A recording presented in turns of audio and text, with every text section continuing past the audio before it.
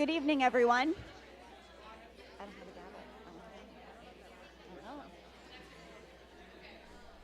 Good evening, everyone.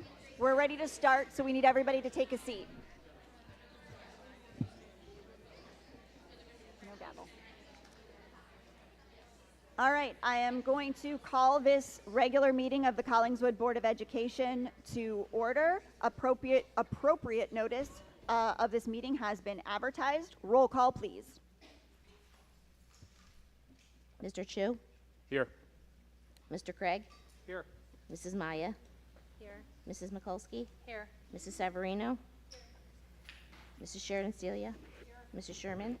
Here. Mr. Dilkis? Here. Mrs. Caden? Here, please stand for the Pledge of Allegiance. I pledge allegiance to the flag of the United States of America and to the republic for which it stands, one nation, under God, indivisible, with liberty and justice for all.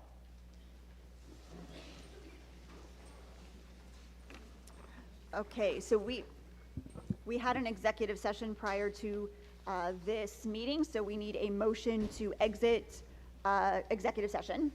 So moved. And a second? Second. All in favor? Aye. Okay. We begin today with Committee of the Whole.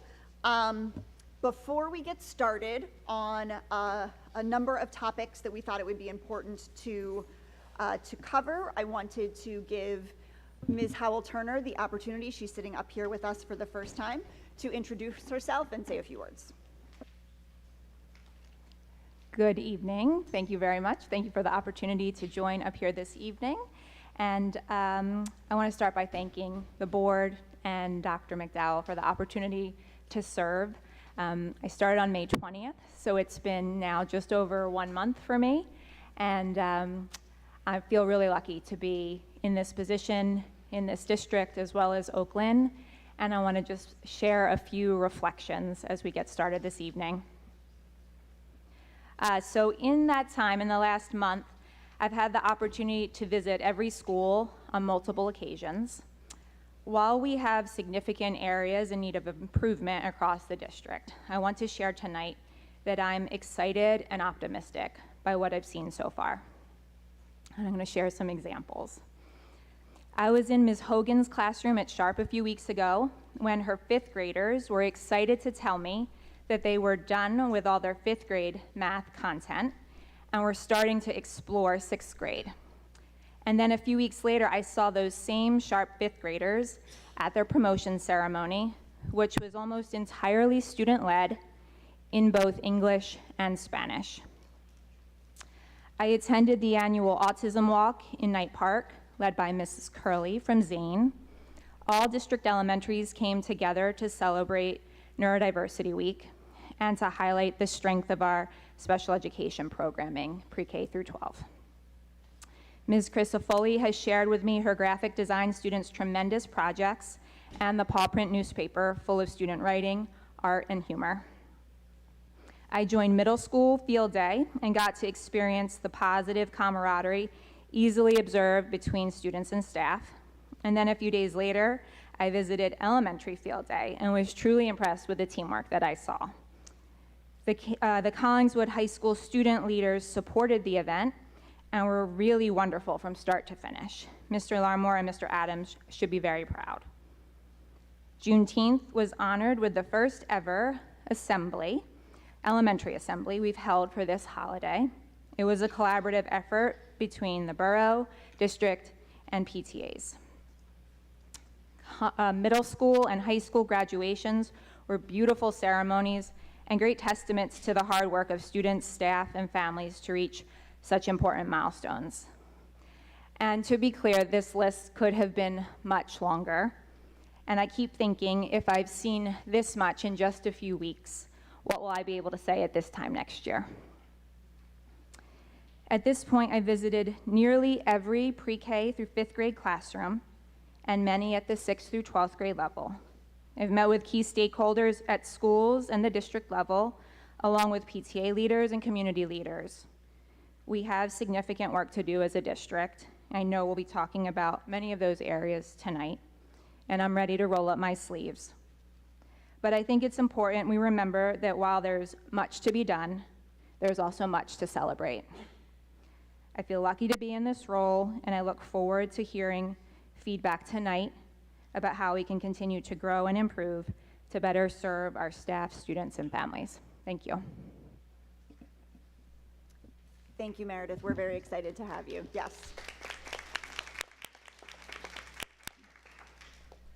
We were just talking about how, Ms. McPartland left a pretty big hole in our district, and we're very excited to have you on board to fill those big shoes, and we have high hopes that you will be doing that. So topics for committee of the whole tonight all kind of stem from the same need that we feel, which is to be sure to clarify and talk in more detail about some of the, let's say, hot topics that have come up in the district over the month since we've met, and to make sure that the community hears us discussing it, learning from it, and making plans for what will come next. And we've asked Ms. Howell-Turner to be up here with us, as well as Dr. McDowell and Ms. Coleman, because they can help paint the picture of what's been going on and where we're going next. So we're going to start with the middle school and high school scheduling process, and starting off with the basic question to Dr. McDowell, if you could answer for all of us to start with, or remind all of us why we felt the need to have this process change in the first place. So why are we not just using the schedule that we had last year? What was the reason for the change? So first, good evening, everybody. Thank you for being here. First, before we begin, I'd like to echo Ms. Howell-Turner's sentiments. So I'd also like to open the discussion just by publicly thanking the Board of Education for allowing me to continue serving our community with the new contract. As a Collingswood resident and school district parent, I am deeply committed to supporting the evolving needs of our school community, and I'm honored to lead the important work that values the diverse voices of our school district. Over the last 3.5 years, we've worked collaboratively to address many of the challenges that have come our way, and I look forward to continuing to learn and grow with our amazing staff as we collectively seek to foster an educational environment that truly empowers and inspires every student. And so, yes, we still have much work to do, but I am confident that by working together, we have everything that we need to achieve our mission. And so when we think about the Bell schedule, it really starts with one of the 7 guiding strategic goals of our Vision 2026 strategic plan, which talks about student voice. How do we elevate student voice into our processes, into our policies, and into our practices, and so that they have more of a say about their day-to-day? And so one of the things that we did was we went to students and we asked. We talked to cohorts of students grades 6 through 12. We also talked with staff. We talked with administrators. And then we looked and did a diagnosis of what went well with the current schedule and what didn't go so well with the current schedule. And we established a series of guardrails and guidance for the administrative team to then, as the representative of the district in those discussions about scheduling, to take back to the scheduling committee.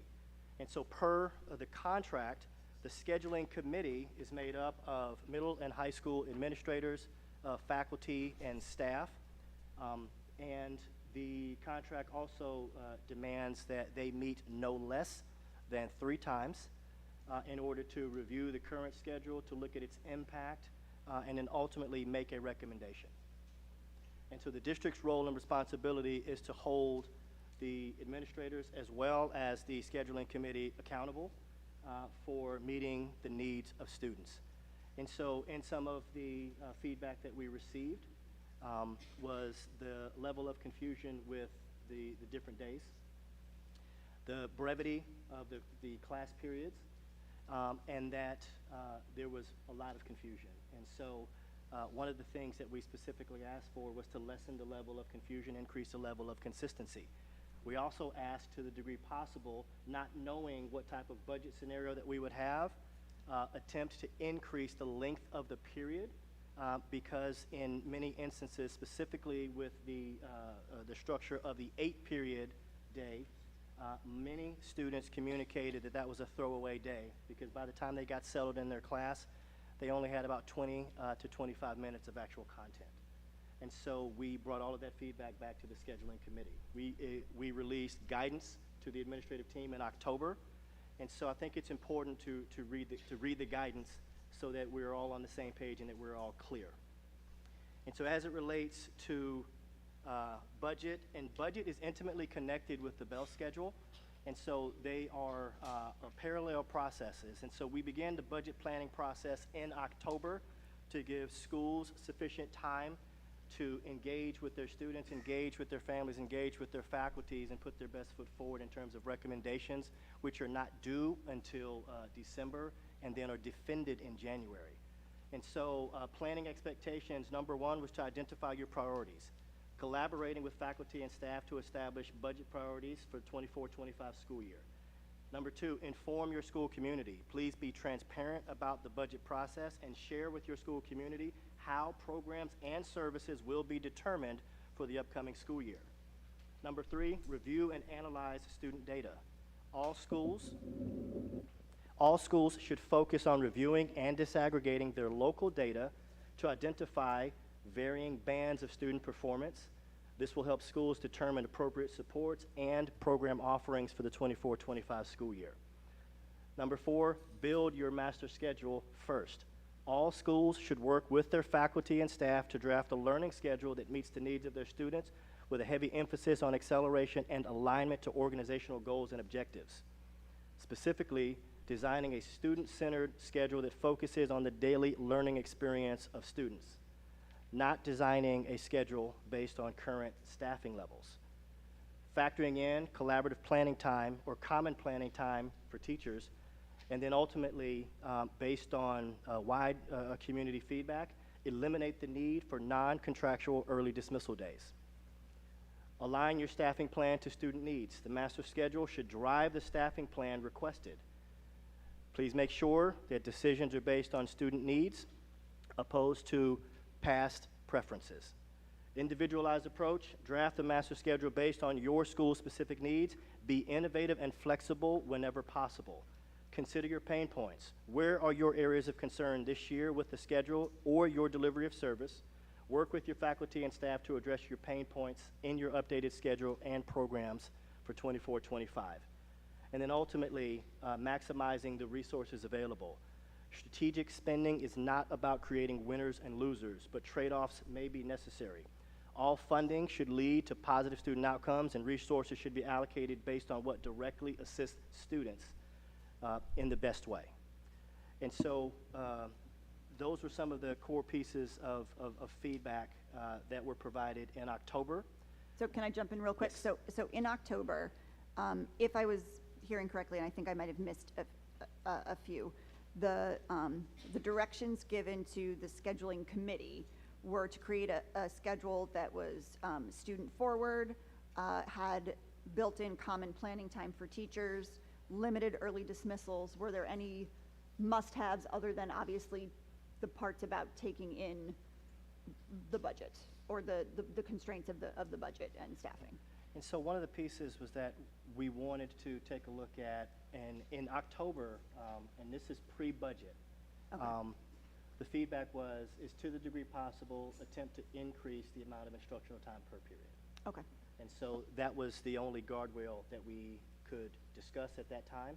And so in terms of the feedback was not provided directly to the scheduling committee. The feedback was provided to the administrators who represent the district in that scheduling discussion. And so all of the secondary administrators were included in that guidance.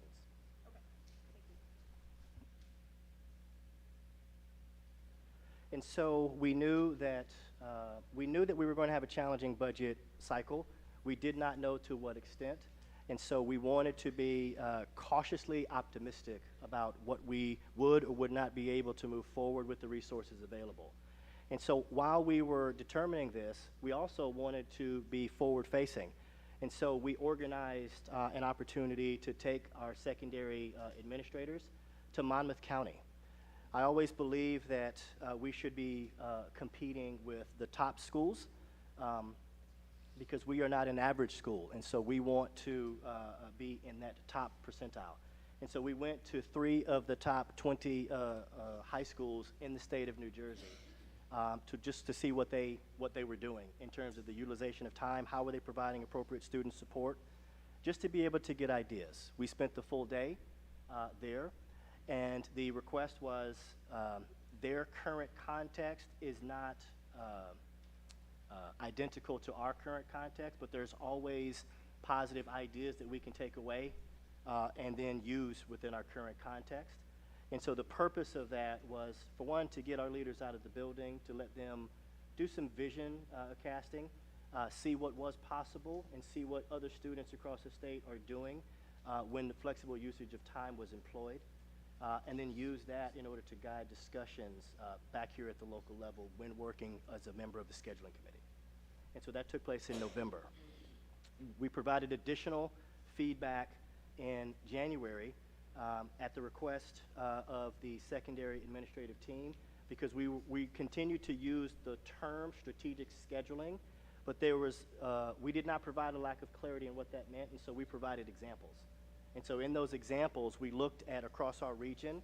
Specifically, we looked in Cherry Hill, Audubon, Haddon Township, all of the neighboring districts, as well as districts that had similar student populations to Collingswood Middle and High School, and curated all of that information for them to use to be able to guide their discussions. And there were varying degrees of how people interpreted time, about how they assess student needs, and so we were not concrete because we wanted it to be an iterative process with the scheduling committee. And so in January, additional guidance was provided. And so the scheduling committee began meeting in December. And so the frequency of their meetings, it happened multiple times. My primary point of contact was with the secondary administrative team. They kept me in the loop when they were meeting, but in terms of the nuance of what they were discussing at that particular moment in time, we did not have those discussions because I wanted them to be able to do their work. So if I'm hearing all of this correctly, so the admin, is it the scheduling committee or the full scheduling committee, or the secondary admin that got both like a field trip type example of what, you know, top tier high school schedules look like on the ground at those schools, in addition to some samples of schedules from local schools? Was the thinking that the admin, you discussed that with the admin, and then the admin would bring that to the scheduling committee, or did the full scheduling committee go with you on those trips as well? I had one interaction with the scheduling committee. My interaction with the scheduling committee was February 29th. That was my one and only interaction. My monthly, weekly, and sometimes daily interaction was with secondary administrators, principals, and supervisors. We took four administrators with us to Monmouth County to do the full day school visit, and each of them were members of the scheduling committee. And so my job was to assist with resources, thought partnering. It wasn't to build the schedule. Right. So sorry, folks, that we're not as great at speaking into these microphones as we should be. We will try harder. Thank you for letting us know. So the scheduling committee was kind of a committee on its own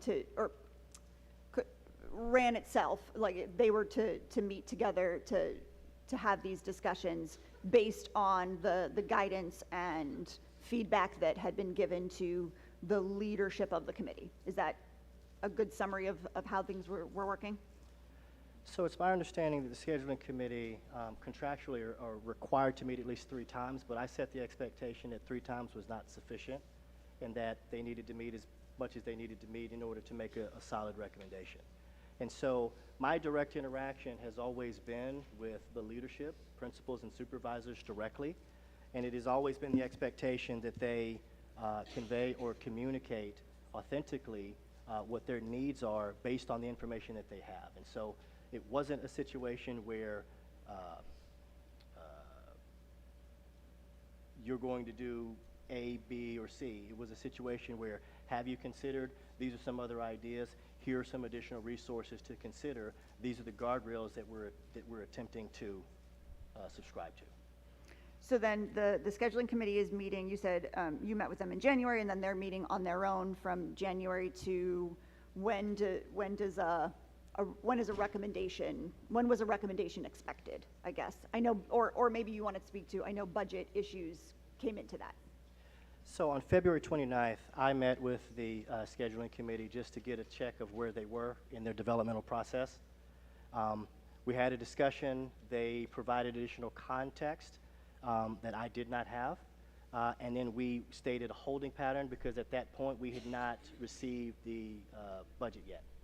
And so where we left it was that after we received the budget, additional discussions would need to take place, but we didn't want them to waste time trying to come up with a schedule that may not be able to work based on limited resources.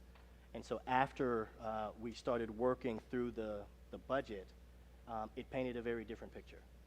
And so parallel to that process was trying to also build a schedule in the midst of very challenging staff reductions.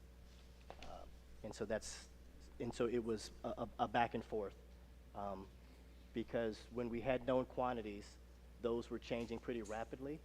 And so it wasn't fair to the scheduling committee or the administrators to attempt to make a concrete decision when the variables were still shifting.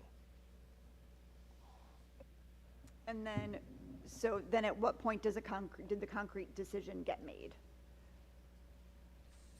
So we met, I believe,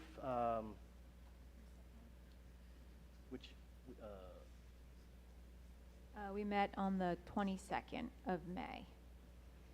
We reconvened. So we met on the 22nd of May because we knew that we needed to move forward with a schedule that was going to work, because in terms of timeline, we needed to make sure that students would be able to take the courses that they needed to take, that they would know what they were taking going into the summer, and had a plan for all of the back-end work, both through the actual construction of the schedule as well as through the student information system genesis on the back end for programming, to be able to hit that August 15th deadline, so that we didn't want to delay any further. We knew that we were running up against the clock, and so we asked for a recommendation to be made. We received a recommendation shortly after that meeting. The recommendation was for a 7-period day. We accepted the 7-period day because this is what was shared with us, was that the best that could be done moving forward given all of the conditions. And so it was shared with us that positive feedback had been received with the discussion of a 7-period day, and so we accepted the recommendation. We began to move forward. Immediately after that announcement, we began getting feedback from parents and students. And so we went back, took another look at the feedback that came from students as well as parents. We brought the administrative team in, gave the administrative team an expectation that we wanted to be able to maintain the 8 classes and wanted to give them another opportunity to submit a new proposal that would maintain the 8-class structure. And then within 24 hours they did, and that's the iteration that we accepted and are moving forward with. So Ms. Howell-Turner, I know you and I talked a little bit about how things kind of broke down from the email that went out to families about the 7-period schedule, and then everything that happened next to lead us to the current iteration of the schedule that we now have. Can you talk, would you be willing to talk a little bit about how that process went? Because I know that was one of the first things you got to be intimately involved with, as well as what you feel like we as a district have learned from that process. Yes, building on what Dr. McDowell said, we began to receive immediate feedback from kids directly, families, community members. And we paused and listened and reconvened the committee to make sure that we were considering every angle, and ultimately listening to the feedback that we were hearing. And I think the lesson learned is that, well, of course, we want to put out a strong product, for lack of a better word, the first time. That should always be our operating, expectation and norms. When we don't do that, which hopefully is rare, when we don't do that, we're listening to feedback and pausing and reconsidering when it's necessary and appropriate.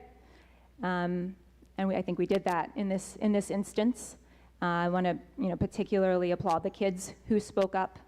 And it's, I'd say that's the biggest lesson learned here is, as needed, pause and reconsider, and revise as needed. Thank you. I appreciate both Dr. McDowell and Ms. Howell-Turner giving us the kind of the rundown from the district side of how, what the behind the scenes looked like for the scheduling process, because I think, the average family doesn't know any of that, of what's going on. And so I always think that sort of peek behind the curtain can be useful. Before we move on to our next topic, I just wanted to, since this is committee of the whole and we're all here for discussion, if anybody else wanted to ask some questions, this would be the time for the scheduling portion. I have a question. Sorry, Chris. Go ahead. Okay. Hopefully my mic is turned up tonight. Can you tell us a little bit about when this schedules normally take place? Because I don't know a whole lot about this either, to be honest with you. I don't expect most of us to know up here unless we're in the thick of it in any given school. But do the counselors meet with the kids to pick their schedules, and when does that take place? And is this a little bit late in the game to be making any sort of scheduling changes? Like, what would be the reasonable expectation to have this done well in advance so that the students have an idea of what their schedule is going to look like, and when does that process get finalized? It's a great question. So in a perfect world, January is when you would want that to take place. The challenge that we have had for the last several years is that there is an unknown quantity. And so it has been no secret that as a school district, as a state, we have a structural budget gap, which causes us to have to pivot year over year. And so for the last decade, we have been struggling in order to maintain a degree of consistency in terms of educational experience. Post-pandemic, it has become increasingly more difficult to be able to do that based on increased cost. And so in a perfect world, a lot of this would be done in January. The budget scenarios that we're looking at, it's very difficult to plan for a master's schedule when you don't have your budget yet, because you need to be able to program based on the staff that you have. And so without knowing that quantity, it makes it practically impossible in order to build a schedule. So do the counselors go through the effort of meeting with the kids, even though we know that's all up in the air, and choosing their schedules? Yes, so the counselors, they meet with all of the students within their caseloads. They go through their process, which is data collection. So students go through the selection process, planning as if everything is going to be able to move forward. And once all of that information is in the system, once they start building the schedule, then they merge the student requests with the actual mechanics of the schedule.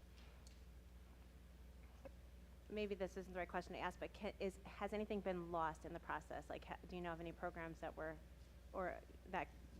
choices before that are no longer choices as a result of this existing schedule? I wouldn't be able to answer that today. I know that every year there are going to be courses and programs that are offered and not offered. That's just the nature. Student choice really drives those decisions, paired with the resources available.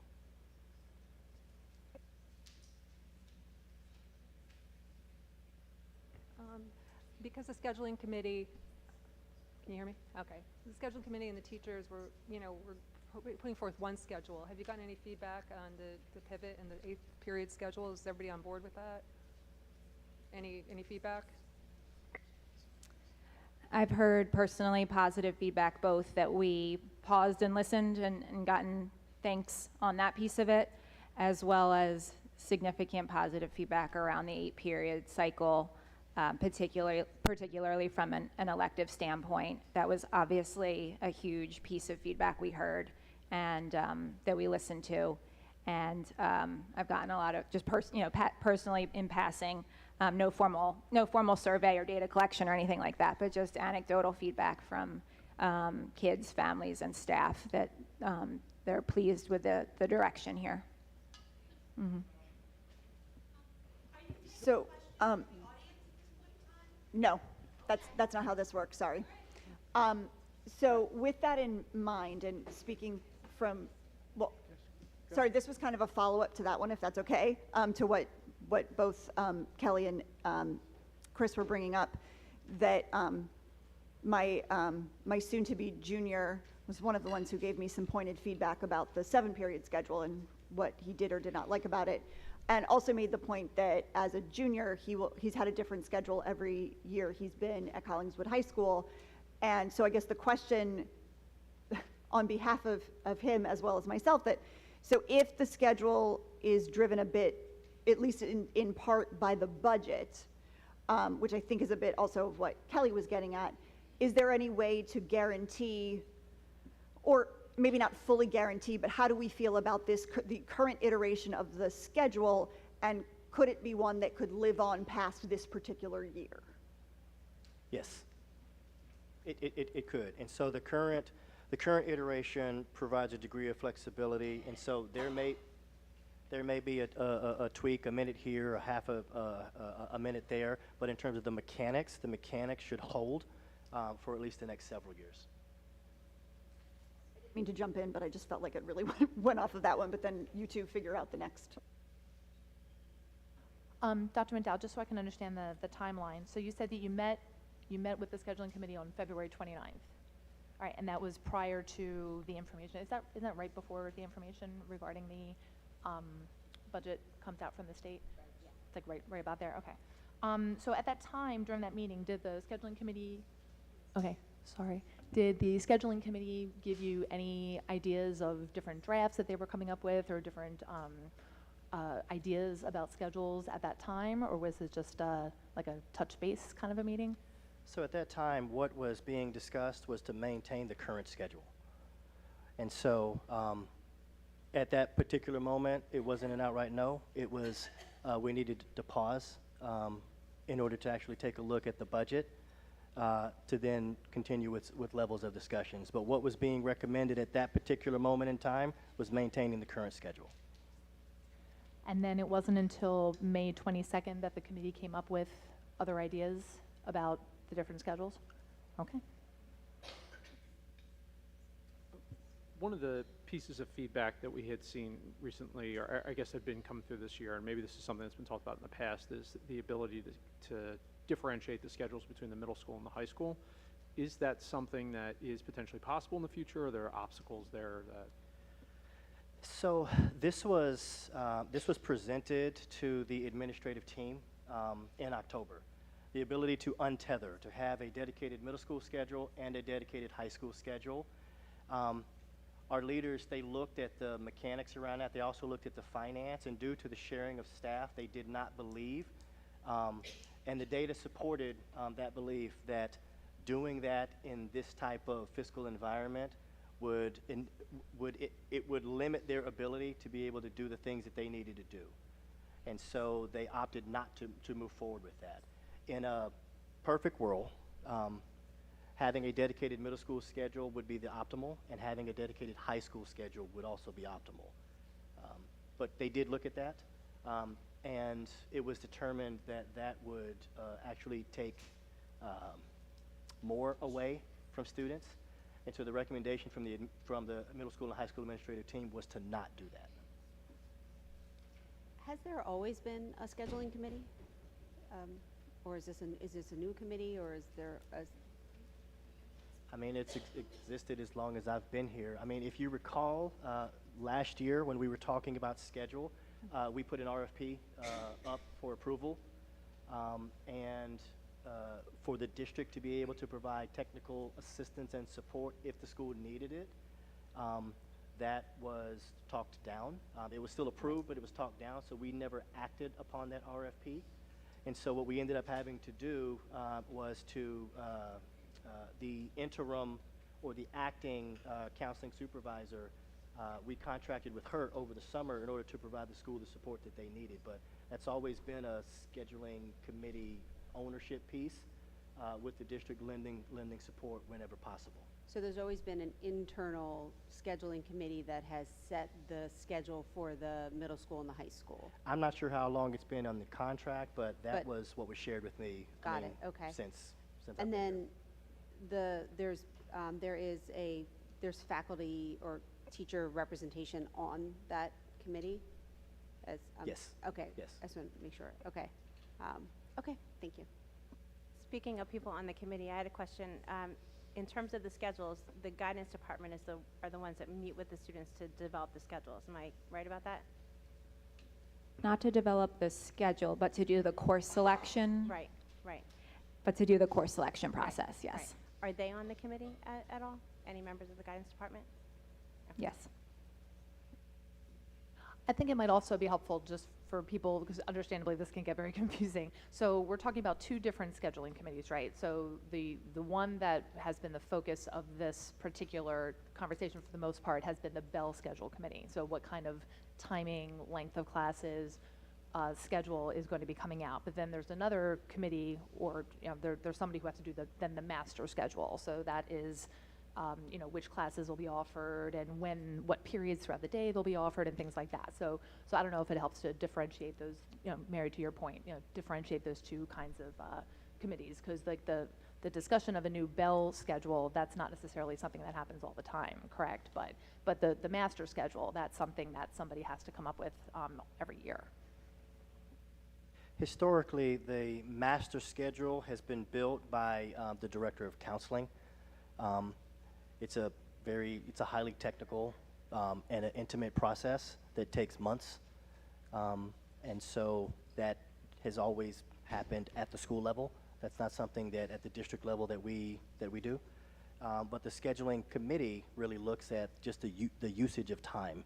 And then the individual who actually builds the schedule does that over the summer. Just want to clarify, do we have a director of counseling going into next year to help with this process? So we reduced 3 administrators this year. One of the positions that was reduced due to the reduction in force was the supervisor of counseling. However, we have a new opportunity that will allow a degree of continuity of support for counseling moving into the summer. And it's on the agenda for this evening.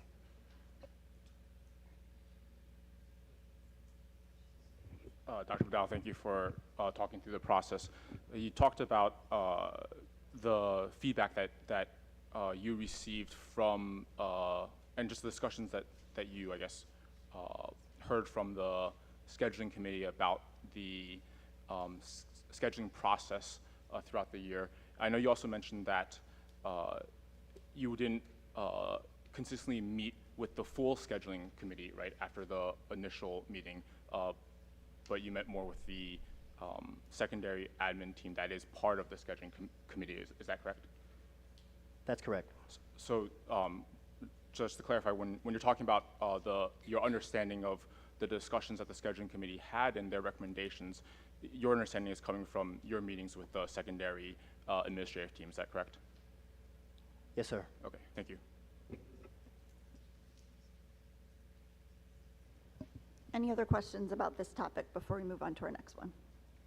Okay, thanks everyone for hanging in with us while we have a little bit of a better understanding of how we got to where we are, and I'm very hopeful that this schedule will lead us into multi-years, and we won't be changing it up again anytime soon, with the exception of minor tweaks. I think that would be great for literally everyone involved, if we can have some continuity with that. Moving on to another topic that we just wanted to talk through a bit of the process of how we got to this particular new, I don't want to call it a policy necessarily, but plan, and that's about the change in the high school Chromebook plan, because we know that, this affects a lot of families. The middle school shifted to this plan a couple of years ago, and the high school is now doing the same, but we want to be very clear about what this means for students and families. So could we first start, and Ms. Coleman, I'm not sure if you're the one to do this because of the knowledge about the technology issues, but what started or why are we moving to this plan where Chromebooks will stay in school? It was a direct request from the high school administrative staff when they presented their budget to Dr. McDowell and I. They cited the number of high schoolers that either A, don't bring their Chromebooks, so they don't have them for school, or it's like a testing day and they don't have it, or it's a testing day and it's not charged. And then they also cited just the sheer number of Chromebooks that go broken, continually broken, so then they don't have them in class. So they saw the success that the middle school was having with having Chromebook carts in the classroom that were charged continually that the kids could use from, or excuse me, to grab from. So it was a direct request from Mr. Newman. Thank you for that. And then I'm not sure if this is a question for Dr. McDowell or for Ms. Howell-Turner, but so that folks can be very clear about how this impacts their high school student who will inevitably have work to do at home, how does that get done? I know we work on the Google Suite, so we've got Google Classroom and Google Docs and all of those sorts of things. Can you kind of talk about how what this looks like for students as they go home to do the work that they will have to do at home? Thank you, and that's a good question, and I believe some of the initial feedback that we heard was right along those lines. And as shared in the communication that went out, for any student or family that meets a certain economic threshold and requirements for our district, we'll have a process to make sure that those students are provided with the technology that they need in order to do their work in the evenings outside of school and on the weekends.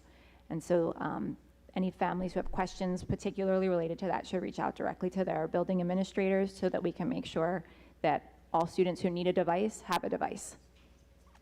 So is that, because I think the communication was pretty great about being clear about both. If students were in financial need of a Chromebook, that they could apply to get one sent home with them, as well as providing some links to pretty reasonable computers that could be purchased if needed. Is that information living somewhere on our website that's easily accessible? And if not, could we get it there as soon as possible? Because I appreciate the advance notice that was given to families that of this change so that they could plan accordingly, because a lot of us at home have a work computer, not necessarily a personal computer that we're willing to share with our children. And so, having the time to plan for that accordingly is a great thing, and I appreciate that. But just want to make sure that that's in a place that's very clear for families. And also some things to note, can the work be done on a non-Chromebook device? Yes, right? So everybody isn't required to have a Chromebook in order to get their work done. I think that's an important, I'm not trying to be, I'm trying to be as clear as possible so that everybody's aware of that. Whatever device you have at home that's working, the students could get their work done, and they can especially get their work done because as long as they sign into their Google account, all of the information that they had at school will then be on the computer at home for them to work with. And I thought that clarifying information, being someone who doesn't consider themselves the most computer literate, Roger can attest to that. That is helpful information to know for everyone. And I think, us making sure that that's communicated to folks so that they're not panicking, that is always a good thing. Is there anything I missed on the Chromebook front. This was more of a PSA, I guess, than a discussion item, but I don't know how much of our communication goes out in Spanish or a different language, but I feel like there might be a lot of Spanish-speaking families that may not be, may not be able to understand that the Chromebooks aren't coming home anymore. Maybe the kids are not translating that enough. I just think that it may not be a bad idea to do this, but we just need to be mindful that all the kids really do actually have equitable access to what they need.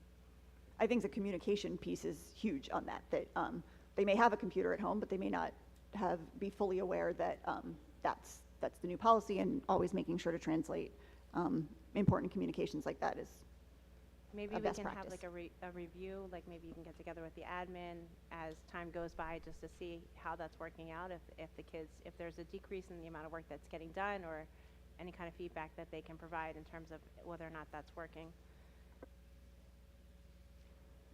That makes sense.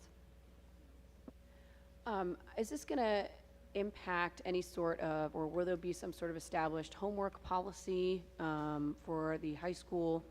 I know that, or I believe that there was some sort of middle school policy following the change in Chromebook access at home. So I'm wondering how this will be articulated, if there is one, how it will be articulated to teachers. I do think that if I remember correctly, and maybe Dr. McMullen can correct me, but I thought that the homework shift was a temporary thing while we were trying to make sure all the kids got Chromebooks sent home.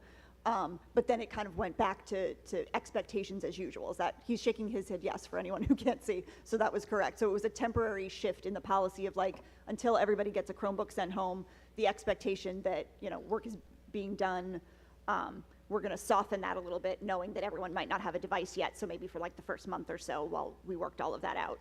And I think that that's what the high school is trying to correct for, is having that advanced planning so that they can hit the ground running with this first day of school in the fall.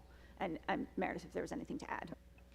I was just going to add that Sarah's question, or the topic that she raised, is one of the many things on my summer to-do list. I have one more quick question. Just in terms of like comparison, does anybody know how we compare to other districts? Like, do they all send their Chromebooks home, or they don't? I'm just out of curiosity around us. I mean, there's a number of different, I mean, I don't know, Cherry Hill East, do you guys have Chromebooks or iPads? Cherry Hill has a bring your own device policy, Okay. so students can bring in whatever devices that they prefer, if they have a Mac or whatever, but students do have access to Chromebooks if they need one, and the school will issue them a Chromebook for the year that they can take home, yes. Rancocas Valley and a number of other Burlington County schools issue Apple laptops that they use for 4 years and then return when their senior year. But I know a number of other ones in Burlington County also use iPads, and there are more that are opening up to bring your own devices. But I don't know how it works there, but it goes through a bit of a rigorous process of like getting it through, being able to use it at school. Do we have a large number of online resources that students are expected to access at home, at the high school level, just in terms of textbooks, online sources, things like that, that might be impeded for families that don't have access to devices at home? Yes, however, just to repeat what I shared before, if a family needs a device, we'll ensure they have one.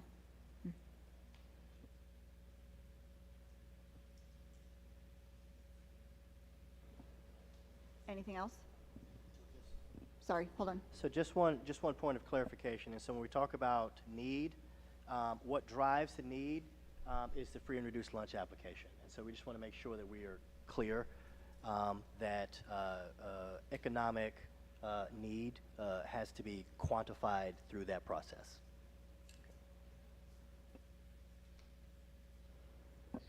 I think, Megan, you reminded me of one of the concerns that I had heard, which is that folks might not have internet at home, and I think that is a concern that is, I would say, probably separate from whether or not we send Chromebooks back home with them. I do know that there are definitely some programs out there from like Comcast and I believe Verizon also, in terms of providing more affordable cost internet access for any families who need that?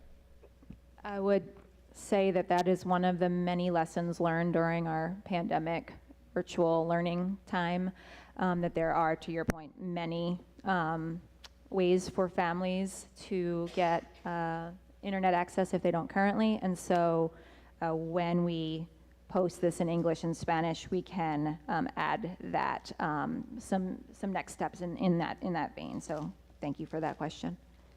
And then Beth Ann, I know you're the, I think the technology lead, so just to clarify, if there are potentially any issues in terms of content that might currently have to be accessed using school Chromebooks, is the IT team available to help sort that out so that folks can access their information on any device?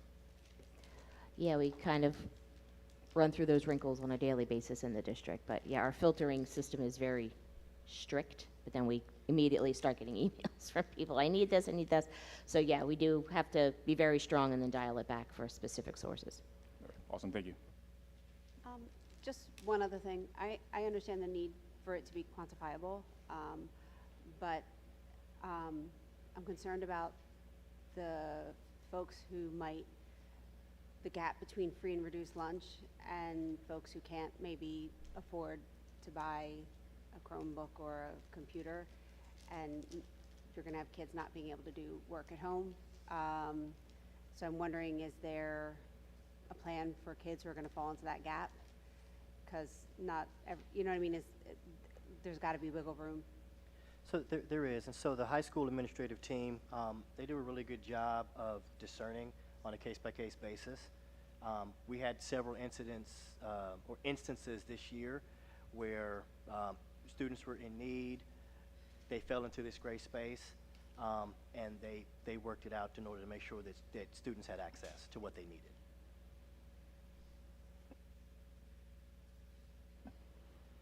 All right, topic 2 down.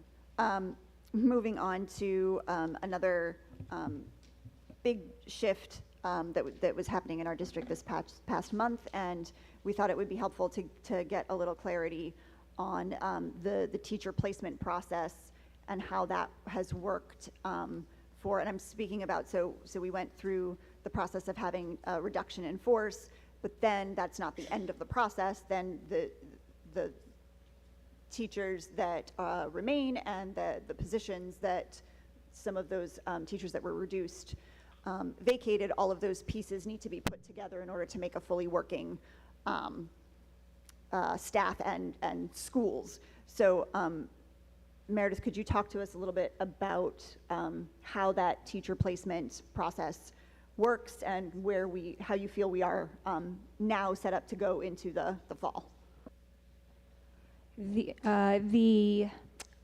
current contract outlines the process to follow when this unfortunate exercise is necessary. Some of that began before I started. Some of it has continued over my last few weeks. So if I miss anything in the backstory, please chime in, Dr. McDowell or Beth Ann. So as I said, the contract outlines the process. And so we followed that process specifically in terms of communicating to impacted individuals, notifying them of any currently open positions in the district, and providing them an opportunity to rank their preference for those positions, rank 1, 2, or 3. And we were then able to strategically ensure that impacted staff got one of their preferences going forward. Again, never an ideal circumstance, but grateful that we're able to, again, hear their feedback and their wishes and able to meet that for all impacted staff.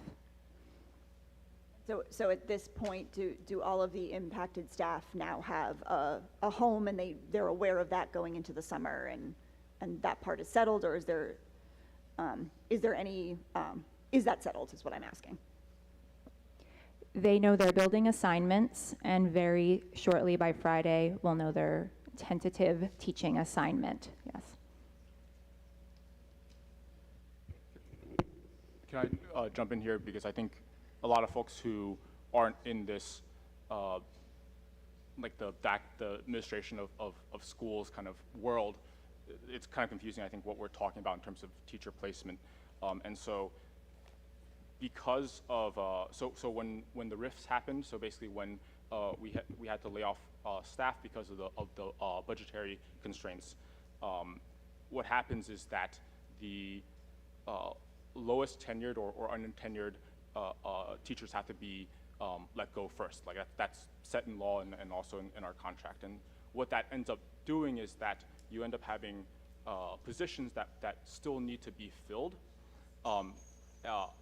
even if like say you need a say math teacher, and if the math teacher happens to be the lowest seniority teacher on the roster, they have to be let go first. But if you still need that math teacher position. And so what happens then per the contract is that all the remaining teachers in the district, if I understand this correctly, get a chance to basically apply for that position or designate that they want that. I would just add that you have to be appropriately certificated for the position. Sure. So the math example would be a very specific certificate. Right. Nearly in this, yes, you're correct in process, but in this instance, nearly every impacted staff member was elementary facing and therefore has that general elementary certification. But yes, you're correct that would happen at the high school level. But in terms of preference, if that were to play out, Right. if you preference that, you would also have to be certified to teach that. Right. And so basically then from that process, again, seniority ranks. So the highest seniority folks get basically, I think they get sort of like first choice almost in terms of positions. Is that kind of the process there? The contract lays out 4 or 5 different considerations that we should use in terms of decision making. Gotcha. All right. So anyway, so that's like this process of, I think when people talk about, hey, we have our staffing, but then there's still that placement process that has to happen. That's why it takes additional time, is to work through all the different positions that need to be filled and ensuring that teachers are able to exercise their rights per the contract as we fill them. And so that is, if I'm understanding correctly, what we were talking about here in terms of the teacher placement process. Yes, thank you for putting that into a bit more layman's terms than I started it off with. That's always useful. And I think the important part that we wanted to just ensure was that, like I said, like all of our teachers are finding a home somewhere in our district, and that we feel like we're also set up to meet our students' needs in the fall. So would you say we're feeling good about all of that at the moment? It's never good to Yes, have you're to lose your friends or your colleagues, and so I wouldn't say, that's not the term I would use. I would say that we are confident that between now and September, we will have worked through the logistics and some of the details in order to make sure that our students get what they need in their classes. Thank you for correcting that. My apologies. I did not mean for that to sound callous at all, because losing teachers is never something that any school building wants, and so I'm sorry that I phrased it that way, because that is not how I intended it. So thank you, Dr. McDowell, for noticing that and calling it out. Any other questions or comments about this particular topic before we continue on? Excuse me, when it comes to the reallocation of staff and everything, so you said the staff would be able to find a home, obviously, which is very important. I know there's been some concerns regarding students and student support, like one-on-one pullout and support. I know specifically we were given, we're going to be looking at 7 of those pullout teachers in our elementary schools this year, and I know in this coming year, and I know there were numbers of several hundred students who are used to getting those kinds of one-on-one sessions. So I just wondered what kind of progress has been made toward determining which students will be prioritized to get those sessions, and how IEP 504 considerations and accommodations will be taken into account there as well. Thank you. So this question, thank you, Megan, is a top priority for me, is one of the key components of my entry plan in this first month and going into the summer, and ensuring that kids who need support will get support is personally very important to me. I've begun working with a team to draft a plan and a model that prioritizes two things: student data and student need, and the staff that we have available to support the students who need it based on their current performance. That plan's not done yet, and we'll be working on that over the summer months to ensure it's ready to go prior to the first day of school. I would just also want to clearly delineate that students who have an IEP that requires a separate type of support will continue to receive it because we're legally obligated to do so, as well as for any student who has any particular academic accommodations listed in a 504 plan.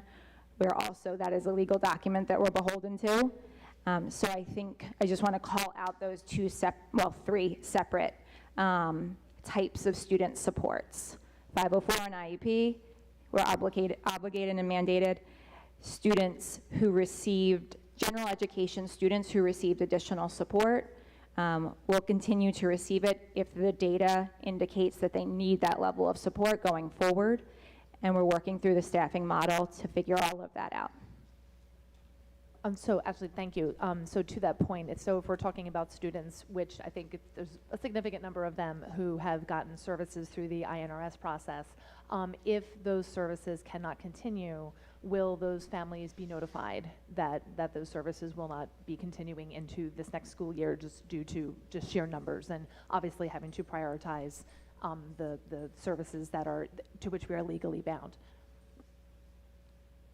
I'm sorry, I forgot to click off my thing, so I hope everyone heard your question.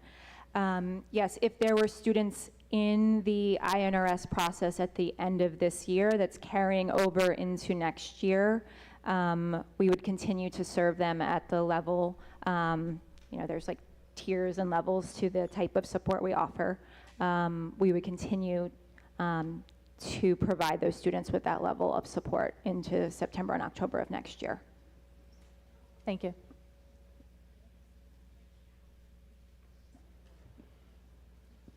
Any other questions? All right, thank you very much and thanks to everyone for hanging in with us through all of this. We're almost done with the list that I have in front of me here. So we just wanted to do she's going to do a very high level overview for folks, kind of a preview of what to expect and hear about in more detail come September and October. But this summer, during our curriculum committee meeting, Meredith was talking to us about some curriculum audits and work to make sure that our curriculum is aligning with the new standards, which we had talked about a couple of meetings ago. So she was just going to give us a very high-level rundown of what work that the curriculum team is going to be doing over the summer and what to expect to hear more details about in the fall. Thank you. So 3 big projects that my team and I are working on this summer. The work has kicked off already. Pending your approval tonight, the folks who applied to work over the summer as curriculum writers, mappers, auditors, etc. Pending your approval, that will go into motion on Thursday of this week. So 3 big buckets, and I'll just keep it high level and then answer any other questions. But at the K through 5 level, there will be an audit of our literacy programming. If you'll recall, several board meetings ago, an RFP went out to do that work potentially from an external provider. We have determined that we can absolutely do that internally, and it's a more fiscally responsible approach. And so We have folks who will be tackling that work this summer, along with the new state learning standards going into effect at the K-5 level for math and ELA. And then additionally, at the 6th through 12th grade levels, new standards going to an effect in certain grade and content areas there that will be updated, as well as just our general cycle of course updates. And then just the last thing, can you, you mentioned just for the rest of the board in the curriculum committee meeting of a new platform that would be not just internally facing, but also externally facing, that would help everybody kind of have a more clear understanding about what the curriculum is in their child's class. Can you tell us a little bit about that real quick? Yes, so we are already in the process of migrating all of our district curricula to something called OnCourse, a platform called OnCourse. This will be both internally facing for district staff and externally facing for families to access as well. Right now, our resources are housed in 2 or 3 different places, and it's fairly clunky. And so we're going to be migrating it to a more user-friendly system that families will have access to as well. And am I remembering correctly that you said not, the nice thing about this new platform is that it also can clarify for folks, because we've had a lot of people asking questions about, how do I know where some of these various crosswalks from Amistad to the climate change curriculum, where that's showing up in my kids' curriculum. That makes this platform kind of spells that out for folks more clearly. We had the option to build our own template for how we want to present this information. So we created that ourselves. And so, and in doing so, we explicitly called out the crosswalks. And so, yes, to answer your question, but we deem that a real priority, and so we called that out specifically on the formatting of how we'll present the information, both internally to staff and to families. Thank you. So does anyone else, particularly those that didn't get to hear any of this information on the curriculum committee, have any questions that they would like to ask at this time? All right, you made that really, really clear, so well done. And then finally tonight, so first just thanks again to everyone. I know I keep saying that, but I know this was a fairly long committee of the whole. We just felt it was important for the full board to discuss a lot of these fairly significant changes that have been happening over this last month. And we wanted to do that as a full group, which is what committee of the whole is all about, and publicly for the transparency that all of you folks could hear us talking and learning about some of this as well. This last topic isn't so much one that we can have a discussion on. We do have 3 conflicted board members when it comes to the negotiations process. That only means that they are also NJEA employees, which means we have 3 wonderful teachers on our board. But we did want to just take a moment to the last big topic that has been consuming school news in this past month has been how things are going with the CEA negotiations. And so Ms. Sheridan Celia, who is one of the members of the negotiating committee, along with Matt Craig, Roger Chu, and myself, was just going to read the statement that we did send out to the community to be sure that folks have heard where things stand. This isn't, like I said, necessarily something that we can have or that we should have a discussion about during committee of the whole, but this was just a place, bless you, excuse me, that it would fit in for us to just kind of clarify things before moving on to the rest of our agenda. So, Ms. Sheridan Celia. All right. This was sent out on June 14th, 2024, so some of it may refer to the school year still being in process, but it obviously is not. Can you hear me now? All right, I will. Oh. How's this? Better? All right. Or is it going down? Hello? Hello? I will project. Sorry. Dear Collingswood community, as you may be aware, the Collingswood Board of Education has been engaged in negotiations with the Collingswood Education Association, the CEA, for an unupdated collective bargaining agreement since February 2024. Once agreed upon, this updated agreement would be the new contract for teachers and educational support professionals in our district. As the board's negotiations committee, we write to provide the community with an update on the current status of negotiations. The board has been focused on ensuring that the district can meet the needs of our community's children as best as possible given the current difficult economic realities of our school budget. This year, our school district was one of many across New Jersey where lack of appropriate state funding and legal limits on how much tax revenue can be increased have combined with continually rising costs to create budgetary shortfalls. Unfortunately, these shortfalls have required difficult layoffs of teaching and administrative staff. Even in the midst of these difficult cuts, the board has remained committed to continuing the district's existing practice of providing annual raises in line with the county average to its teachers and staff. Indeed, over the last several years, the board has amicably negotiated and agreed upon salary increases in line with county average for all of our collective bargaining associations, including in June 2022 with our Principals and Supervisors Association, in March 2022 with our Buildings and Services Association, and in February 2021 with the CEA.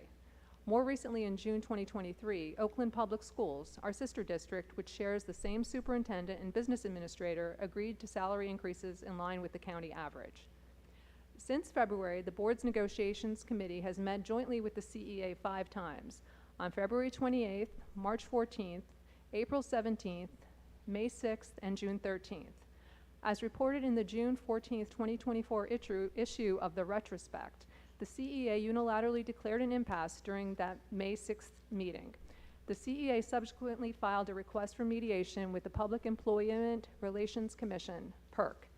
The board's negotiations committee did not agree with the CEA's declaration of impasse and expressed to the CEA the board's willingness to continue direct negotiations.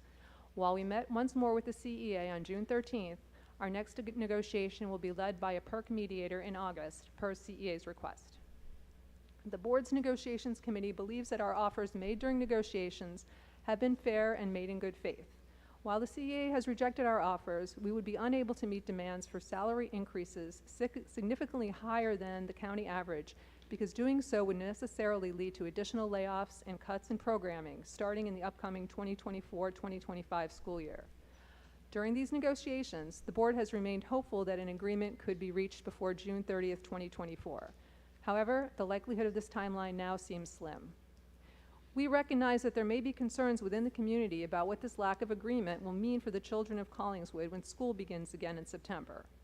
As fellow Collingswood residents, community members, and parents, we understand these concerns, and we want to make clear that, despite statements to the contrary, the district's current contract with the CEA remains in effect until a new contract is agreed upon. No contractual or legal barriers exist to the regular operation of the school district, including sports and extracurricular clubs, come September 2024. As we approach the end of the school year, the board remains hopeful that a mutual agreement can be reached with the CEA. We remain committed to the collective bargaining process and will participate fully in good faith with the next steps in the process. Thank you, Ms. Sheridan. Celia, motion to exit committee of the whole. So moved. And a second? Second. All in favor? Moving on to section 4, our future dates and miscellaneous information. It is clearly summer because there are only 3 on there. Our ESY program, an administrative retreat, and a new staff academy. Our board meeting isn't on there, and I don't off the top of my head know the date, but we will make sure that it is on the website. It would be the end of August. Section 5, routine business. 5.01 is the approval of the minutes of the May 20th, 2024 regular board meeting.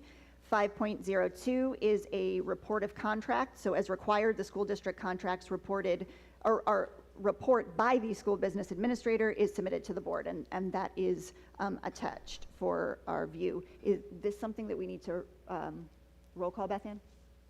Yeah, I apologize. There's no motion or Yeah, second, but that's I okay. need a motion. So motion to approve items 5.01 and 5.02. And a second? Roll call, please. You can do an all aye on that one. All in favor? Okay. We are now at section 6, which is our first opportunity for public comment.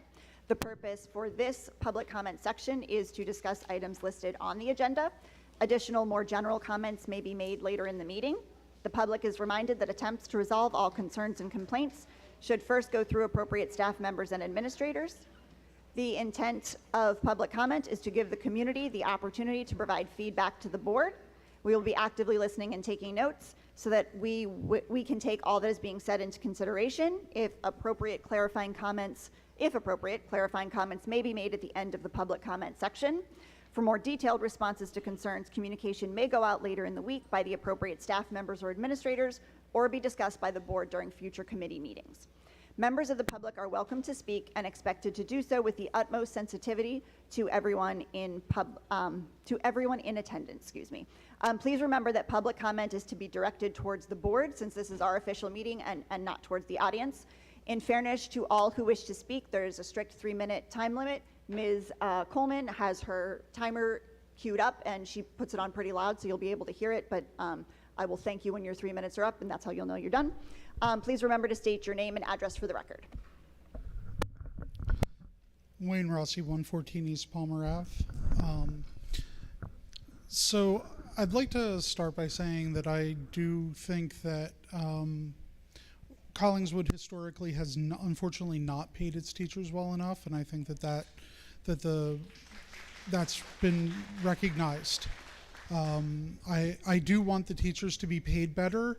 I also don't want to be in a situation where I have to watch my daughter see another one of her favorite teachers get let go because there's no money in the budget for it.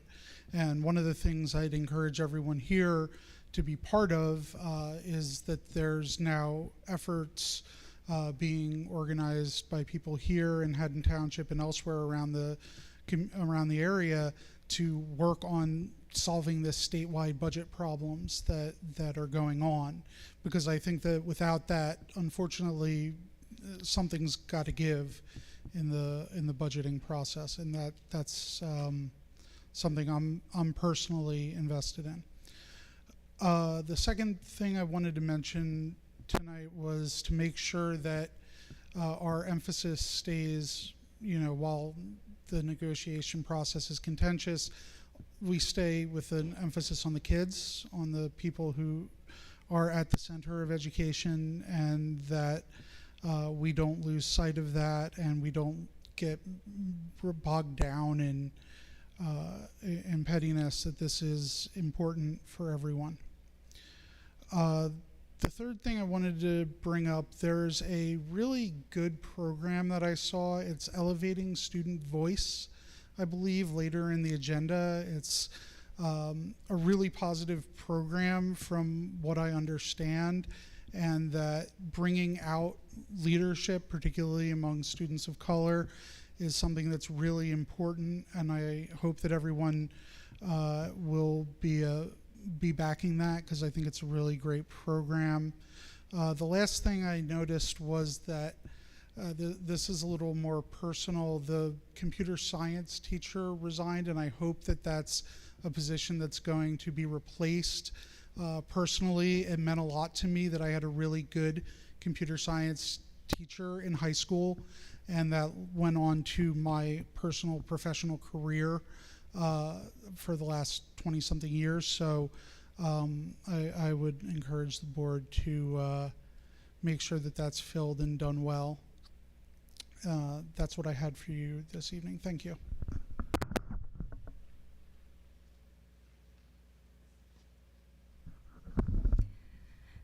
Good evening. My name is Lisa Hall. I'm a 20-year veteran math teacher here at CHS. I'm here to express my deep concern about the reduction of staff within the high school math department. This department of 10 teachers, having a cumulative experience of 156 years in the year of 22-23, has been instrumental in shaping the minds of our students and fostering a love for mathematics, has been reduced to 5 teachers with 87 years of experience at the close of this school year, 23-24. The performance of the impacted staff has been nothing short of exemplary, achieving an impressive NJ GPA 58.7% pass rating that represents a 4% higher represents 4% higher than the state average, a testament to their education, to their dedication and effectiveness. The loss of this experienced team could have serious consequences. Firstly, it will significantly impact the quality of education. The depth of knowledge and the teaching methodologies honed over the years cannot be replaced overnight. Secondly, it could lead to a larger class size, reducing the individual attention each student receives. This is particularly detrimental in a subject like mathematics, where personalized guidance often makes a difference between understanding and confusion. Moreover, the loss of these experienced educators means losing mentors who have guided countless students beyond the realm of textbooks, instilling in them problem-solving skills and logical thinking that are invaluable in today's world. We understand the financial constraints and challenges the board faces. However, we believe that the long-term success of our students and the reputation of our school should be paramount. I urge the school to explore other avenues for cost reduction that do not compromise the quality of education. We hope this message will resonate with the public as well, highlighting the importance of experienced educators in our school system. We encourage parents, students, and community members to voice their concerns and join us in advocating for the preservation of a high-quality mathematics department. Thank you.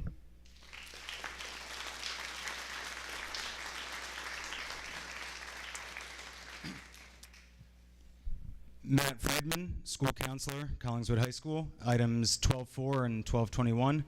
I applied to another district the day I realized the director of school counseling services position would be eliminated to potentially save money. This bothered me for two reasons: the position and the person. A school district cannot function properly without an experienced person in this position. Leading on standardized testing, master scheduling, organizing a comprehensive school counseling program. My office has had to present and even fight a case for how valuable this position is for 3 years. Lack of consistency and support for this position has been challenging for my office to deal with, but we carry on. The person, Kim Hollenbeck. She started in November of 2023, and I feel like she's been with us for years. She adapts to any situation, solves problems with a level head, and truly knows her stuff. The building staff also quickly fell in love with her. I should feel happy that after being let go, she will be coming back in a new position as lead counselor. I am happy that this building will not be losing Kim, as we've already lost too many good people like her. I'm glad that while I will not be there, the amazing counseling office, which contains 2 staff members who have gotten Staff Member of the Year the last 2 years, will not be losing another crucial member. But pardon me while I pull back the curtain a little bit. When I resigned, I joked that administration would take the opportunity to eliminate a position, as we've seen a lot lately, and that's kind of happening. Ms. Hollenbeck will be the lead counselor. I believe she'll be replacing me and take on a portion of my caseload. Don't worry, my students will be in excellent hands, but she'll still be in charge of most of her current responsibilities, including master scheduling, a master schedule that will be losing 6 electives. That is an unfair and challenging position to be put in. Not to mention, her move from director to counselor probably results in less financial compensation. And this is how our good people are treated. That is so foul. Give twice as much responsibility with half the value. The rest of my office will suffer too. My other 2 counselors' caseloads will increase. The whole office will take on more special projects to reduce Kim's responsibilities because that's what we do. This office is not being supported. They're being set up to struggle, and it doesn't take a special investigator to figure that out. My request before I leave: be kind to this staff and support them. Lay down your ego, show your genuine appreciation. I'd recommend asking the counseling office their preferred candy and coffee orders because they're going to need your love over this next year. Please openly communicate and value the staff. If you continue these ways, I fear you'll struggle to attract new dynamic educators and continue to lose the ones you neglect.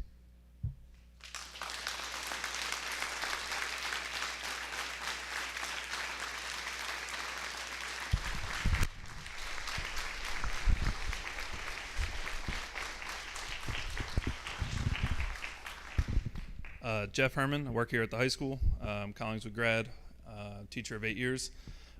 So just when I thought that I was out, you guys pulled me back in June 24th. Didn't think I was going to speak tonight, but there's been a lot of talk about the scheduling committee, and that is something that I have been partaking on for the past 2 years. So I just came up here to clear a few things up. This year specifically, we were tasked by Dr. McDowell and the scheduling committee to come up with a new schedule for both the high school and the middle school campus. I was a little surprised, but not overly. This high school, now going into next year, will be receiving its 4th bell schedule in 4 years. So I'm not sure what other high school in the area is experiencing that, but our rising seniors next year will be on their 4th new schedule. So we were tasked with coming up with something that would essentially fix some of the issues and feedback that were received. We took a look at every schedule for schools across Camden County, across New Jersey. Not every school, but we looked at many schools in New Jersey. We looked at other states, other schools across the country. Pretty much every schedule that you can look at, we investigated to some degree. And what we found out is logistically there is not that many options when you're asked to fill in the high school and the middle school into one schedule. We were also told that 8 periods with 40-minute classes was a no-go because 40 minutes is not long enough. So when you're talking about a contract, 7 hours and 15 minutes for the teachers, and then trying to squeeze in that day and make longer periods, it just is not logistically that many options available. So we met in December, we went over all of these things, and basically we met a handful of times, December, January, and February. Ultimately, we emailed Dr. McDowell our recommendation that we felt was necessary going forward as the schedule that we would like to present to him. He emailed us back with feedback, as well as provided some of the admin with some verbal feedback on our schedule. We met with him February 29th. We presented the schedule to him, and then he proceeded to tell us that this is the first time he has seen this schedule. So, okay, back to the drawing board. So we then, after February 29th, met again, pretty much went back to the feedback that he had presented us, tried to make some tweaks to the schedule, and then it was pretty much crickets after that. My involvement past that point, past March 7th, that was it. I didn't have any more involvement. A couple of the scheduling committee people met with Dr. McDowell, I believe, at the end of May, and I heard bits and pieces.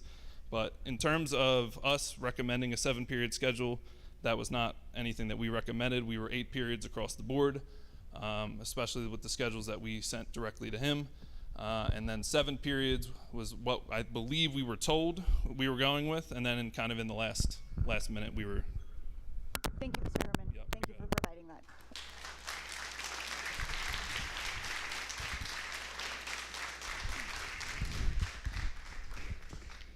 My name is Adrienne Earle. I'm a school counselor at CMS. I also work on the middle school master schedule over the summer. In that regard, I would like to offer some insight on the work done by the secondary scheduling committee throughout this 23-24 school year. By contract, the CEA CPSA scheduling committee is required to meet 3 times each year. During the 23-24 year, we met 7 times: December 4th, January 1st, January 25th, February 7th, February 29th, March 7th, and June 11th. Dr. McDowell tasked us with creating a new bell schedule that included protected teacher time in order to eliminate half-day PLCs, classes longer than 40 minutes, healthy socialization time for students, flexibility for teachers to provide duty coverage such as hall duty, and consistency. During our first 4 meetings, we worked collaboratively on this task, and on February 29th, we met with Dr. McDowell to review our 8-course bell schedule proposal, which we felt met the outlined requirements and had been reviewed by all of our CMS CHS staff. To conclude the meeting, Dr. McDowell asked for more time to review our proposal. We met again on March 7th and agreed that we needed to wait for Dr. McDowell's response before any further action could be taken. On May 22nd, a meeting was held between Dr. McDowell, Ms. Howell Turner, and some secondary admins, and myself, since I do the master schedule at the middle school. The purpose was to find out the bell schedule for 24-25 in order to move forward with scheduling after teaching staff reductions had occurred. Dr. McDowell informed us that we did not have the structural capacity to run 8 periods and decided that we would reduce our program to 7 courses. On May 30th, Ms. Howell Turner emailed the middle school, high school admins asking for confirmation that we agreed with 7 periods. Dr. McMullen responded with feedback and concerns presented by our committee. On June 3rd, Ms. Howell Turner emailed Dr. McDowell, secondary admins, and scheduling staff that we would officially move forward with a 7-period schedule. On Friday, June 7th, the counseling department at the high school met with the district administration to again outline concerns about the negative impact of moving to a 7-period schedule.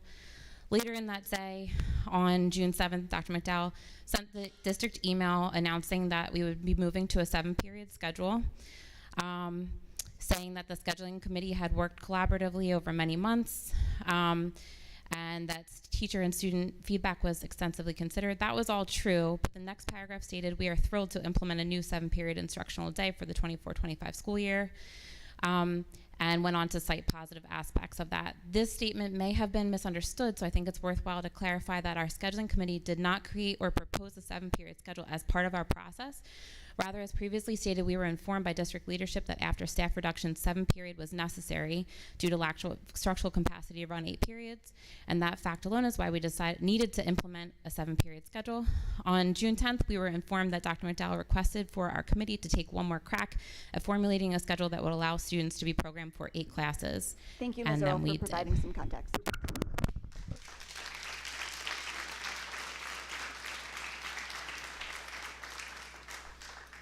Hi, I'm Bridget Beswick. I'm a biology teacher here at the high school for 21 years. I just wanted to say that I was part of the scheduling committee as well, and I agree with everything that Jeff and Adrian stated.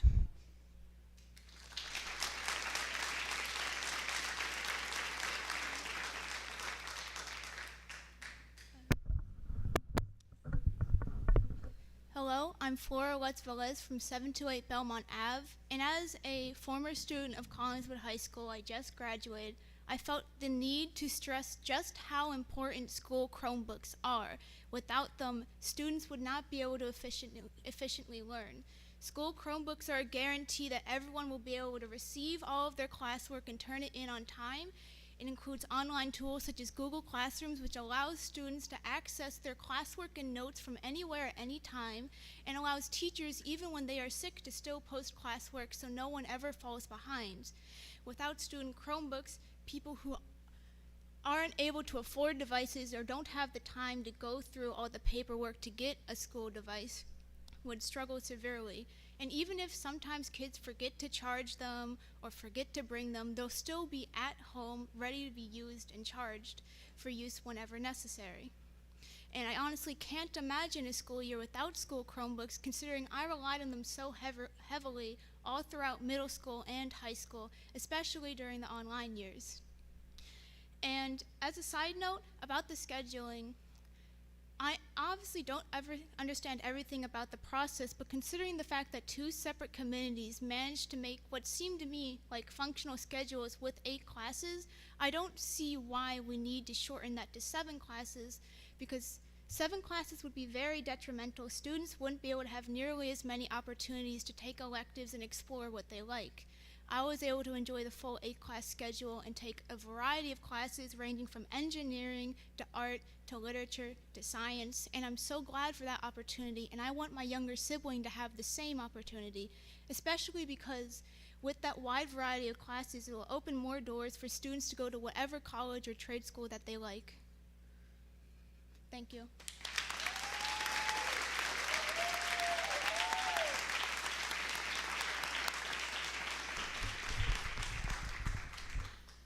Good evening. Eric Fieldman. I am a 14-year special educator here at the high school, as well as teaching an elective class. Some of the things I wanted to talk about, my peers have already mentioned. One thing I did want to say, though, was speaking, I think I can speak for our entire faculty and staff.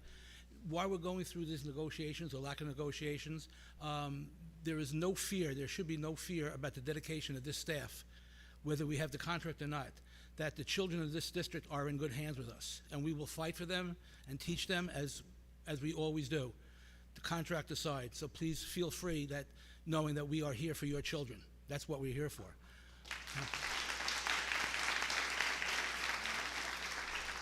But also just to clear up, I think, some misunderstandings and misstatements earlier. As was stated earlier, the understanding is that the negotiating committee for the Bell schedule never recommended a 7-period day. The idea of getting the schedule done before electives were chosen. Electives were already chosen by most of the students before the schedule came out. The electives, which for the past 3 years have been year-long courses, were changed this year back to semester classes. However, the faculty and staff has never been informed of that. We found out from the students when they said, "Oh, I thought your class was a full-year class. Now I don't know what to take." We still have not been informed on that. If that's a decision by the district or the administration, that's fine. But I think it's important that the faculty know this. I know in the social studies department there are 2 teachers who were teaching new electives this past year because of staff changes last year, who were not informed that after teaching a new class for a full year, now have to rewrite it for half a year. It would have been nice if we had known that. So I think the lack of communication is kind of apparent to the climate in the school in general.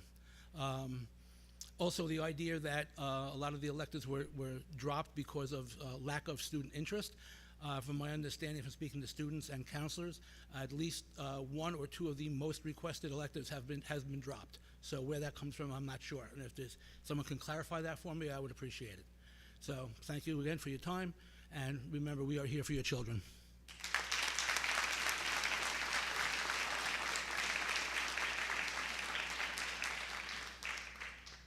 Hi, I'm Karen Tanier. I've taught English at the high school for an eternity, more than 20 years, and I actually have questions. And I know everyone's doing their best, and I know that we're all passionate about our students, but I have some just logistical questions. And the first one has to do with, quite honestly, something that has nothing to do with my content. It has to do with graduation requirements. We had the state graduation requirement of financial literacy is a course that all students have to pass. Several years ago, really aggressive academic students did not want to waste a whole year on a semester level course.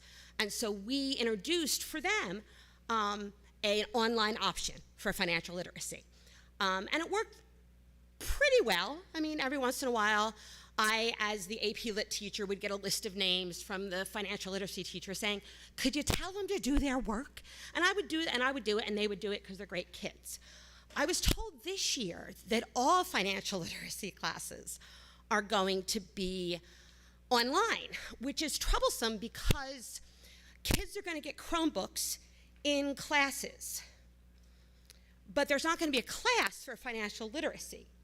So when will they have access to use the Chromebooks that they need to use to take the online course?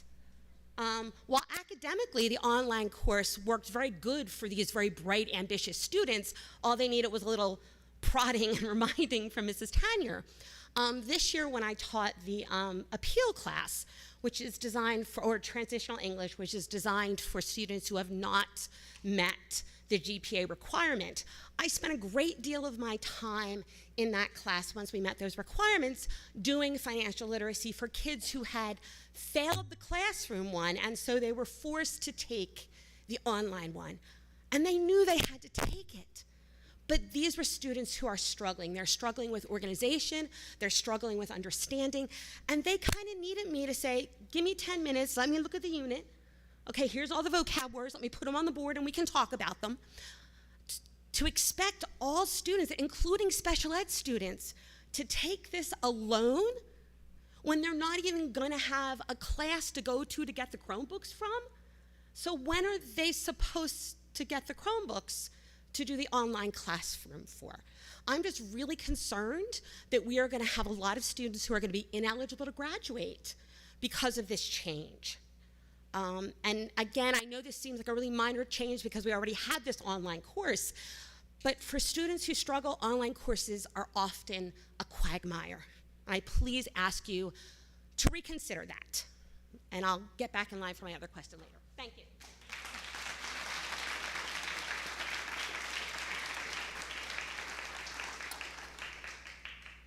Good evening. I am Tara Moat. I am a 19-year special ed teacher here in Collingswood, and I'm currently at Mark Newby Elementary School. I'm here to talk about the loss of some teachers. We have lost and are still losing some amazing staff to other districts. Two of my special ed dream team currently at Mark Newby School left for other districts and we are doing more with less. And you are now asking us to do less with less. Less helping needy students with less staff. So you just were talking about up here, and I'm just like jotting this down, about, you know, accelerating all students. But what about the students who need our help? Not just the special ed students, but there are several students in general that are in the whole MTSS process. You're expecting us to be able to help these students with less. And at Newby School alone this year, we had 2 learning acceleration teachers, 1 MTSS coach, myself, and even Mr. Smith at times, our principal, all doing Tier 2 and Tier 3 interventions. And you are now going to be cutting us back from 5 adults doing interventions for multiple students, and now we're going to have 1.5 adults. And after our June MTSS meeting, we will be starting the 2024-2025 year for just Tier 2 and Tier 3 interventions. That would add up to 11 hours of interventions in one day. And that is more than one person can do. They cannot do that alone. So my questions will be to you. How do you decide who is more needy? Because I, as a teacher and a grown-up, and I know my current staff members, we can't choose. So somebody is going to have to make that decision. And if that is going to be the way that it's going to turn, then Dr. McDowell, then my job is going to get harder, because then special ed numbers are going to go up. So we need to not do less with less. Thank you.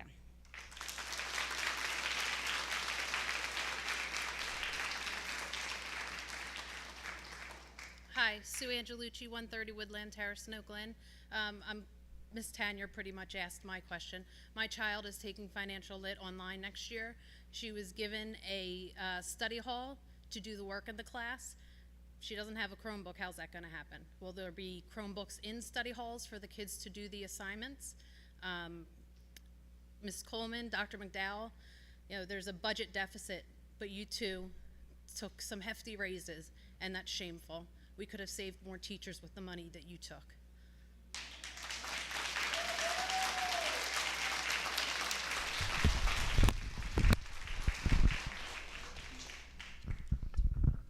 My name is Mabel, and I go to Mark Newby School. I think it's a problem that there's not going to be as many support teachers, because then I won't be able to go in small groups. And that's a problem, because small groups help me focus and learn.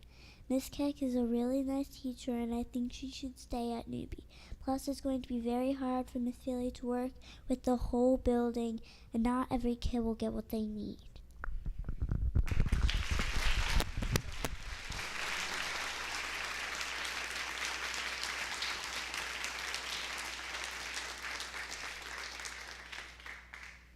Hi, my name is Melissa Hellwig. I live at 115 East Browning Road.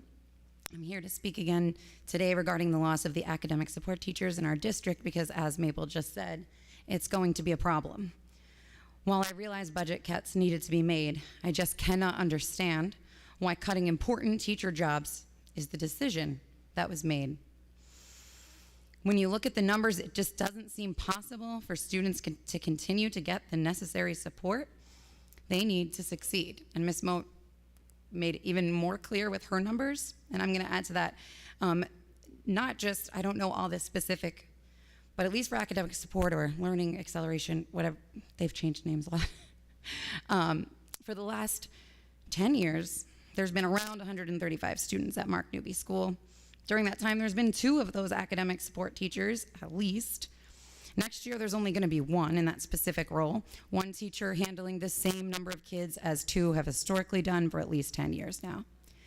The only way that is possible for those kids in need of the most support, the only way for this to happen is for those kids who need the most support to get less time receiving services that will help them succeed. This keeps going back to the same theme of less. Teachers are expected to do more with less. Kids are expected to succeed with less. This does not promote a healthy learning environment for anyone. You have all claimed that DEI is a priority, and I agree it should be. Yet I fail to see how this decision is anything but exclusive to the children in the district with the most need. The result of this decision is going to lead to the loss of more teachers because they are being asked for too much. They already give so much of themselves to these kids and to the community.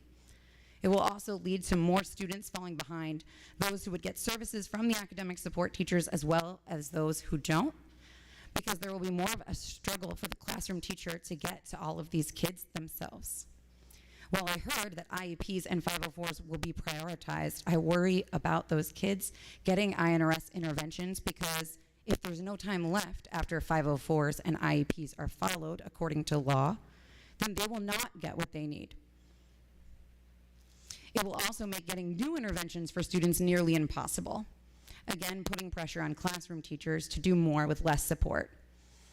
This decision will cause more families to leave the district and this town, which I've already been hearing a whole lot of, in search of a place that can give their child the help they need and deserve.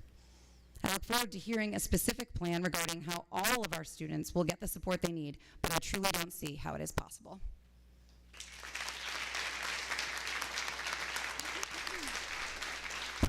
Good evening. My name is Claudia Bitran. I am a parent. I have two CHS students, and I'm also a taxpayer. So I want to talk as both a parent and a taxpayer, because it feels to me that we have been hearing a lot of discussions about the bond referendum. This is not the topic of tonight's conversation, but there is a connection between that discussion and everything we are hearing tonight, and we have been hearing over the last few months, which is we have a budget, a challenging budget to deal with, and a lot of issues that are related to that. We are not the only community in New Jersey facing that issue, and so many other communities that are facing challenges with their budgets have found creative solutions to address those issues. In my letter that I sent to you, I think last week, I mentioned a few examples of communities that have addressed their budget shortfalls and cuts by raising taxes. Now, none of us want to see taxes raised. We don't like to raise taxes. We don't like to pay higher taxes. But honestly, if we have to pay higher taxes, I would rather pay higher taxes to pay teachers, to pay for programs, to pay for us to go back to a stable school district than to pay for the purchase and sale of buildings. So I think our priorities needs to be realigned, and this board needs to really think about what we should be doing this summer and what we should be doing for the year 24, 25, and now 26, in terms of prioritizing where we put our resources, our energy. If we have to raise taxes for something that really makes a difference for every school, for every student and every family in this community. Thank you.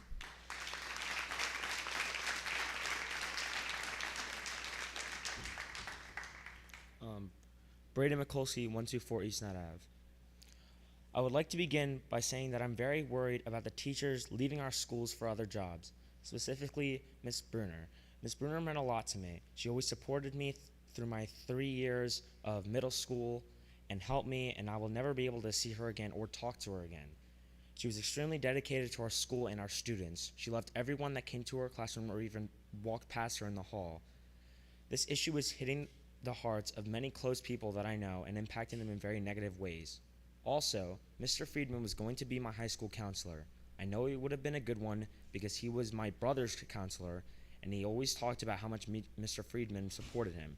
And this is yet another teacher who no one thought would ever leave, and now he's going to another district. My little sister, who is going into 4th grade, will not be able to have the same teachers that will make such an impact on me. Plus, Miss Stiglitz, who was going to be her teacher next year, but she was let go, so who knows who will be the 4th grade teacher at Garfield. This goes to show that the teachers who are now leaving meant a lot to everyone at this school and will be missed very much. As our leaders, you need to find a better way to keep our dedicated teachers here, because that is what is best for all of our students. Thank you.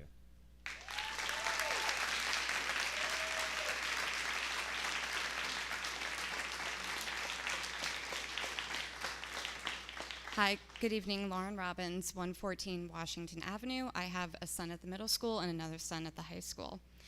And we acknowledge that there are a lot of challenges currently facing the district, and it's times like that in general in life when you're facing multiple challenges at the same time that you want to have trust and conviction that you've got leaders who can guide you through those challenges and put plans in place to address them.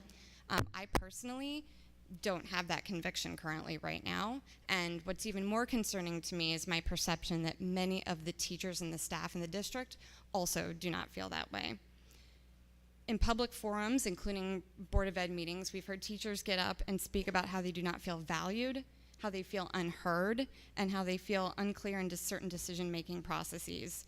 Multiple resignations are noted in the agenda tonight, including high school math, middle school language, several special education teachers, and a high school guidance counselor that I think we heard from earlier. As a parent, teacher retention is a serious concern. I want to know what the superintendent and board are doing to attract and retain quality teachers and staff to the district who are the cornerstone to deliver meaningful, diverse curriculum and quality instruction. Teacher retention is fundamental, and it will enable us to address the myriad of other challenges across the district. I believe when teachers are engaged, empowered, and supported, they will stay, and parents like me will develop the confidence and trust in the leadership that we need to then bring together as a community to address our other issues. Thank you.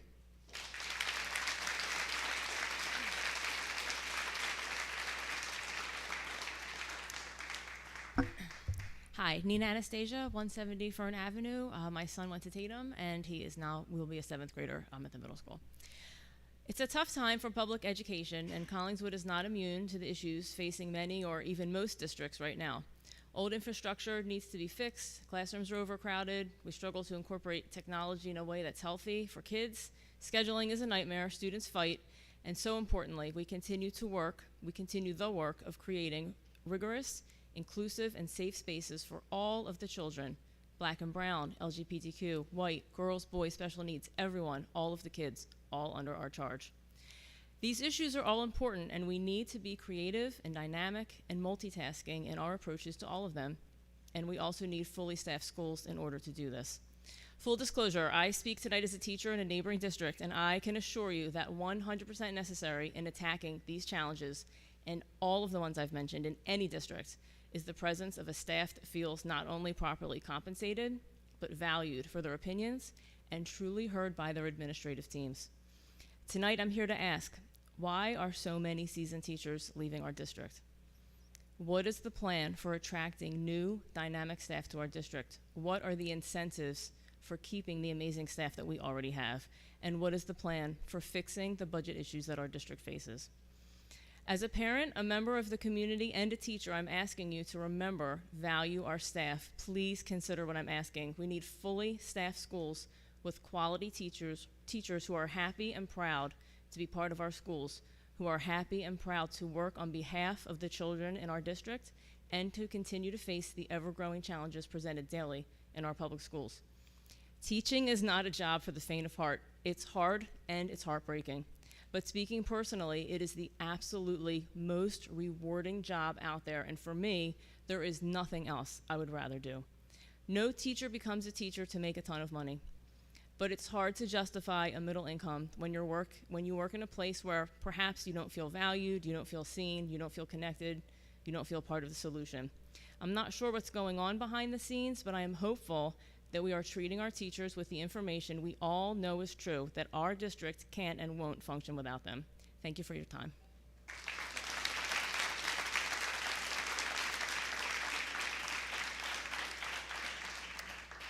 Hey everyone, Rob Carlson, 21 Avenue. I've got 2 high schoolers with Garfield Grit. I'd like to talk about communication, transparency, and accountability, specifically in terms of scheduling and the referendum. On June 4th, many kids heard they were going to be losing an elective. They received this info from teachers who had apparently been relayed this by school administration. Students and their families were not told about this formally by the district. Let's be clear, this was a bad idea that penalized every student by putting them at a disadvantage with students from other districts. Even if this idea had the slightest merit, the communication and transparency behind this was poorly executed. By June 6th, parents started asking questions. No word came from the district. On June 7th, in the afternoon, an identical letter came from both CHS and CMS that spoke of being thrilled to offer a 7-course schedule. Later that evening, a letter with the same terminology came from the superintendent. There was no mention of the hardships for the students, nor that this was a tough decision. It was sent as if it was something great, and it wasn't. Why something that would impact students and their plans so drastically was not discussed publicly with students and parents and not announced months prior is a mystery. Keep in mind, the students received their confirmed schedules late March, early April. Instead, students were panicking about what courses they would have to drop. Guidance counselors were faced with the task of having to talk to hundreds of kids with 2 weeks to go, half of those being partial days. Thankfully, many parents got involved, and this decision was reversed as of June 10th. Notably, a letter announcing the reversal was mentioned that the scheduling committee was directed to make a new schedule. Given the evidence, it doesn't seem fair to place the blame on them. Accountability is also what seems to be lacking in the proposed referendum. This idea was formulated without public outreach and trusted solely to the parties who stand to profit the most. It is a real estate purchase in search of a justification. While the justification may seem noble, the plan is detrimental to the community, incurring a massive increase in debt and taxes with little or no benefit to our children's education. I'll spare you the laundry list of why this is a bad idea. That said, this is another decision made in a silo, without transparency, and without the benefit of input from those affected most, the teachers, the students, and the parents. It's a not productive way to go about our business. It's time to reset this. I'm an emphatic no on this referendum, and an emphatic yes for paying teachers more with a public question on the ballot. A public question, not a referendum.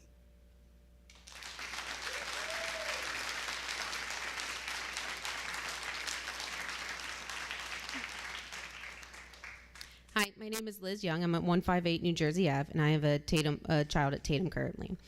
As a parent, I trust my child's education, safety, and well-being to the school district on a daily basis. As such, I expect the educators of the school to consider the education, safety, and well-being of my child and all of their peers at all levels to be the priority of their concerns. There has never been a doubt that any teacher my daughter has had, or any other teacher, specialist, or administrator in her school for that matter, has prioritized the students in their care. What does concern me is that for the better part of this past school year, teachers have repeatedly stood at this very spot to voice their concerns for feeling unsupported and undervalued by the board and high-level administration. This is further evidenced by the amount of teachers leaving the middle school and high school. I've lost count of how many teachers have left the district, and not to leave the profession, but to find better districts. Does the Board of Ed and Administration even have a total of that number? Despite the number of times staff has stood here and informed the board of their issues and concerns, we have never heard a response from the superintendent or the board with their plans to address these issues. When other issues have arisen recently, we have received communications addressing them, be it racial tensions in the high school, too many half-days, or new middle school and high school schedules. Our staff is crying out to be heard, and there is silence. A new contract has stalled in negotiations, and all we have received is an email passing the blame to the union for the standstill.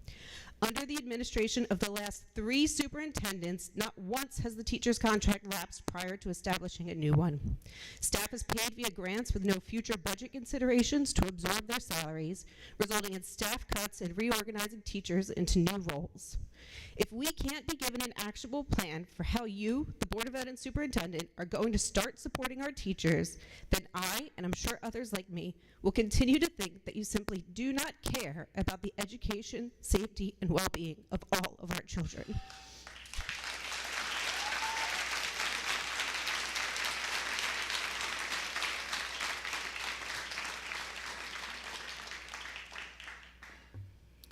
Hi, Robin Hogan, President of the Collingswood Education Association and proud teacher at Sharp Elementary School. First, we'd like to thank the parents across our school community for the support that they have shown us over these recent weeks. It has meant so much to us, and we are grateful. Rest assured that the teachers and staff will continue to show the same dedication to our students, regardless of the status of negotiations. In the board's negotiation team email, the district's budget concerns were referenced. And a budget is more than numbers. A budget projects the priorities of the board.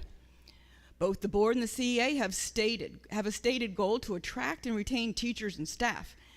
And I think we can all agree that it's absolutely critical that our children have consistency in their teachers and school staff members so that they can reach their full potential. However, the salary guides do not support this goal. Education is changing, and it's critical that Collingswood be able to attract highly qualified staff. The Collingswood Teacher Salary Guide is consistently ranked in the lowest 1/3 of Camden County schools. It is not only a teacher salary guide that needs improvement, but the salary guides of administrative assistants and instructional aides. They desperately need to be enhanced to keep up with inflation and to compete with neighboring districts. Whether we like it or not, we are competing for teachers and for staff members. A comparison of Collingswood administrative salaries just to Oak Lynn, our closest neighbor, shows that Collingswood administrative assistants are paid significantly less than their Oak Lynn counterparts on every salary step. So you can see how the county average will not lift Collingswood salary guide out of the bottom 1/3, let alone address the cumulative inflation rate of the past few years. I have faith that when the board makes something a priority, things happen and they achieve their goal. I've seen it time and again. One simple example is when the board bookkeeper retired, the board made hiring an assistant BA instead of another bookkeeper their priority at an additional cost of $30,000. This is just one example out of many of a priority set by the board and a priority met. Collingswood has work to be done if the district hopes to be competitive and attract and retain highly qualified staff, not just now, but in the future as well. Because education is always changing, the CEA is looking forward to the future. So for the sakes of our students, Collingswood needs to be in a strong position to attract highly qualified staff.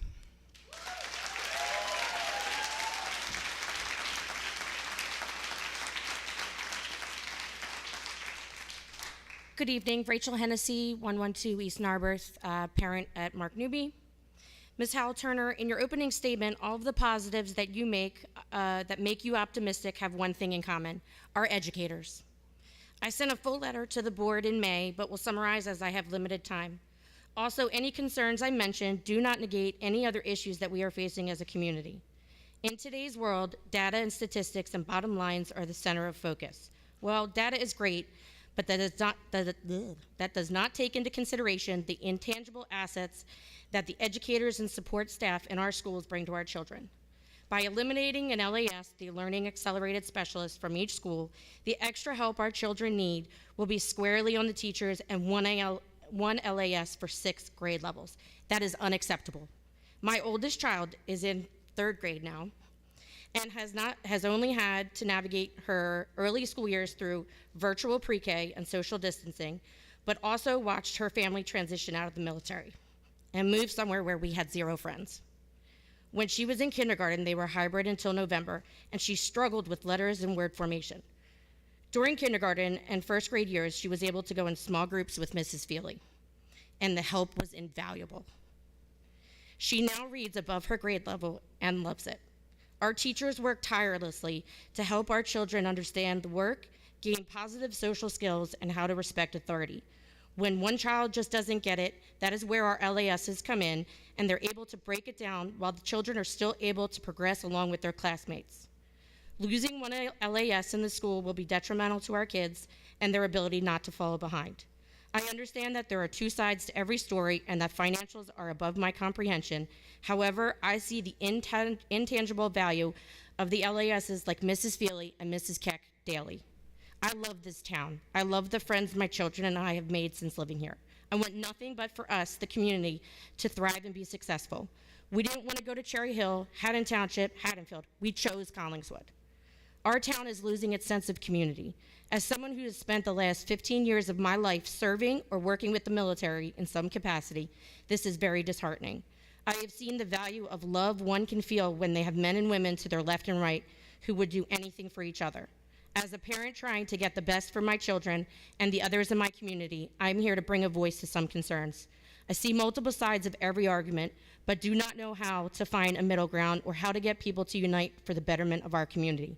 I worry that everyone is too self-absorbed and stuck on what they think is right or how things have always been done, that we are at a stalemate and nothing will be done to bring our community together, and our school district will continue to struggle and decline. Thank you.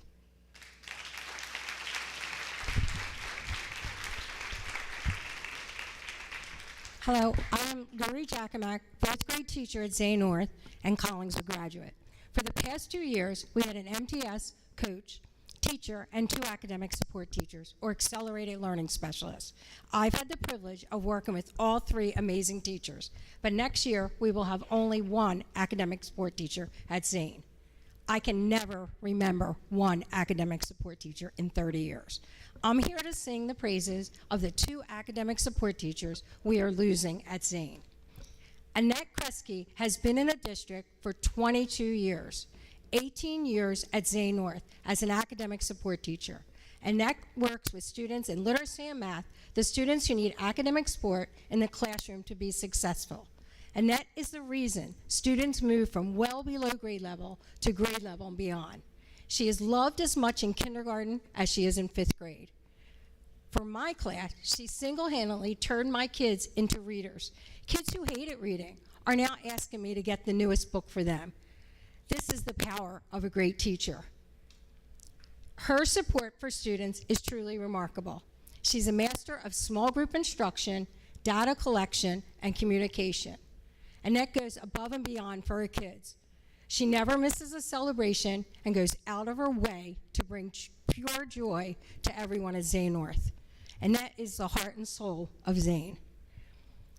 Trish Giordano has been in the district for 17 years, 7 at Zane North. Tricia came to Zane after Kathy Joyce, my dear friend, colleague, and beloved 2nd grade teacher, passed away suddenly from cancer. This was not an easy task to fill the shoes of Kathy Joyce. It had to be a special person.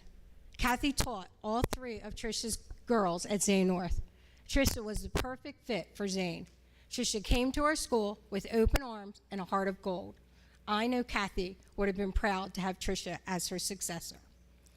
2 years ago, Tricia moved to academic support with the grant of MTSS. For the past 2 years, she's been academic support in both literacy and math.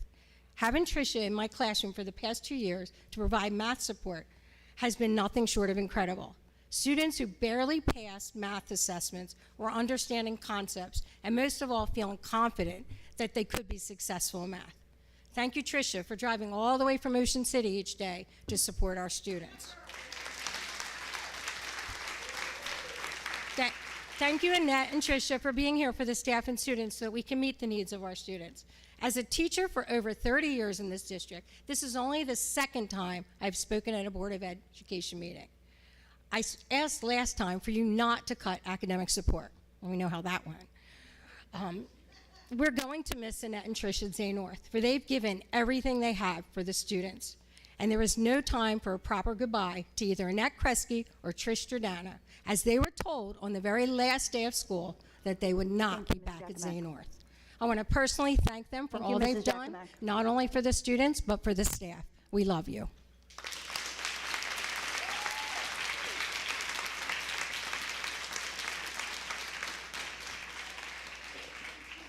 My name is Jennifer Hayes. I live at 108 East Madison Avenue. I'm a parent of 2 Collingswood students. I'm also a taxpayer, and I am a 20-year school counseling veteran in a school district where I feel extremely valued and supported. And I begin tonight with a question, which is, do you value our Collingswood teachers? Do you value our Collingswood students? And I ask this because of the current state of affairs. It does not reflect an affirmative answer to this. So let's start with our teachers. The salary schedule here is appalling, very much less than surrounding school districts. Our teachers go above and beyond, doing many things beyond their contractual obligations with absolutely no compensation.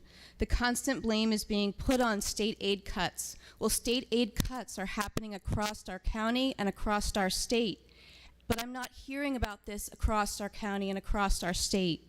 In fact, in Cherry Hill, Dr. Kwame Morton and the Board of Ed has recently made a statement that they will be putting $1.5 million into the current teacher salaries before the current contract expires by the end of 24-25 school year. And it's being done along with the CHEA association because Dr. Morton has stated that the teachers are the district's most valuable asset and should be treated as such. And then there are our students. How are our students supposed to learn with access to less teachers, less supports, with some children taking virtual courses, as we had heard earlier tonight, because there aren't enough teachers to teach the classes? Not to mention learning in classrooms and buildings that don't match 21st century learners, and then sending our children home for an astronomical amount of half days this past year, disrupting their learning and putting more burden on the families in our community, and then blaming our teachers for saying they were the ones that wanted this when in fact they were not. So here's my answer to my original question, which is in Collingswood, whether it is true or not, it feels as though the teachers are not valued by the board and Dr. McDowell, and it feels as though our students are not valued by the board and Dr. McDowell as well. And we all know which is why our teachers are choosing to leave, as well as students and families are choosing to leave our school to go to private education or to move to different districts. And if things continue along the same trajectory, you're going to lose an additional 2 amazingly talented and intelligent students. Thank you.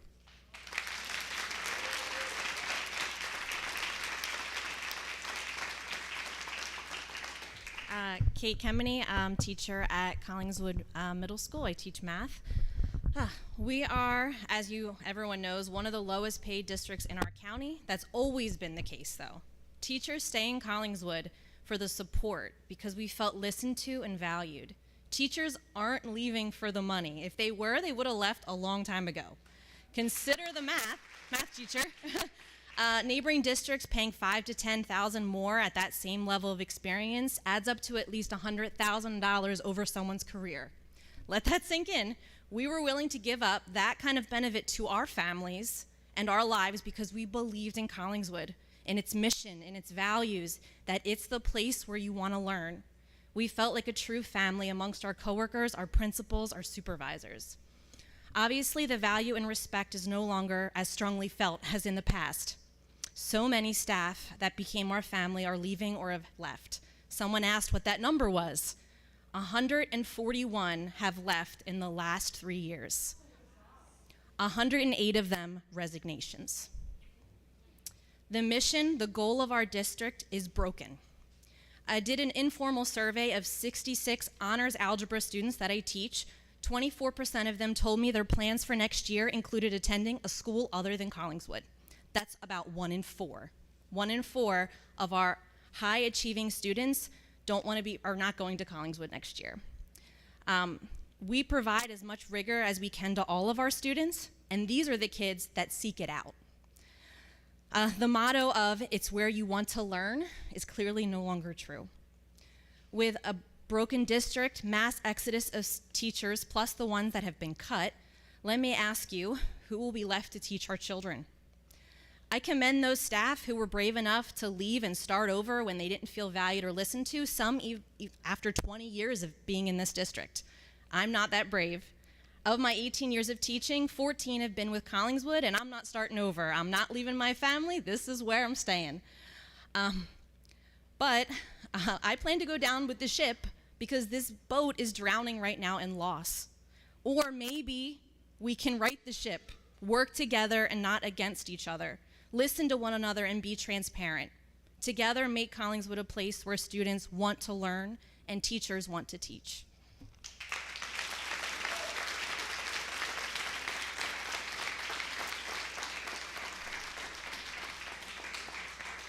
Good evening, Julia Silvesi, 439 Haddon Ave. Also just wanted to extend a welcome to Ms. Turner. I found your explanations and observations really helpful this evening.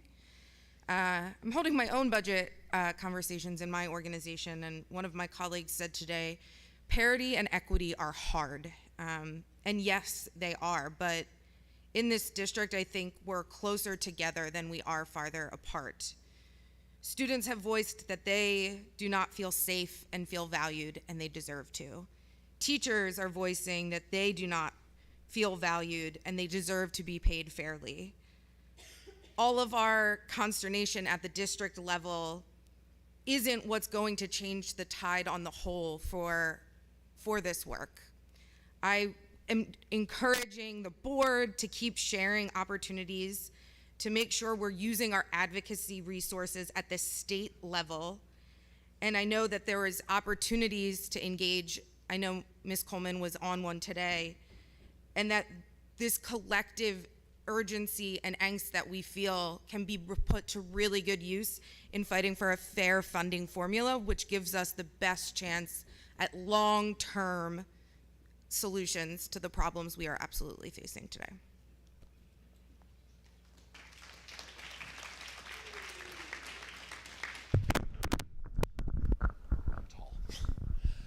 Hi, Jay Moskowitz. I'm a former teacher with 18 years experience, and some of the things that I've been hearing today are appalling. I'm sorry, 906 Collins Ave. I'm a taxpayer. I left New Jersey teaching after being in several districts because of shenanigans like this, and spent a decade teaching at charter schools in Philadelphia. They're hiring, by the way, and they pay a lot better. And you're going to lose them. You're going to lose your best asset. I hear the comments that you assign these teachers to committees with no intention of respecting their recommendation, even going as far as misleading the public that you agree with their decisions, that your decisions are their decisions. You're lying.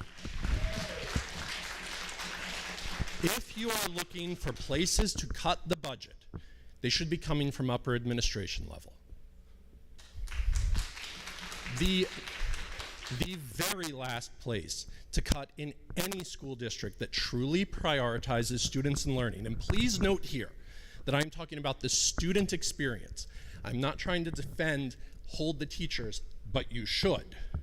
But the very last place to cut when you value student experience is the instructional staff. The best schools that have struggled financially and moved on to great success are the examples of this. Best example, GAMP in Philadelphia. That principal forewent his, that principal and founder of that school forewent his salary for 2 years just to make sure that he didn't have to lay off a single teacher. Schools where upper administration took voluntarily larger pay cuts to help the schools survive and succeed. Beyond all this, the most shameful thing that I've experienced tonight is the blasé, indifferent, and uncaring attitude of several members of this board. Most of you, some of you, have seemed just bored with having to listen to the truth of the repercussions of your actions. Some of you have refused to meet the eyes of the people talking to you. Instead, looking down, looking at your computers, look at the people you are hurting. If you truly care about being a competitive district like Cherry Hill, where I'm an alumni from, Haddonfield, or any of the other excellent schools that you visited, you will recognize that the path you committed to follow long before this meeting started is the wrong one.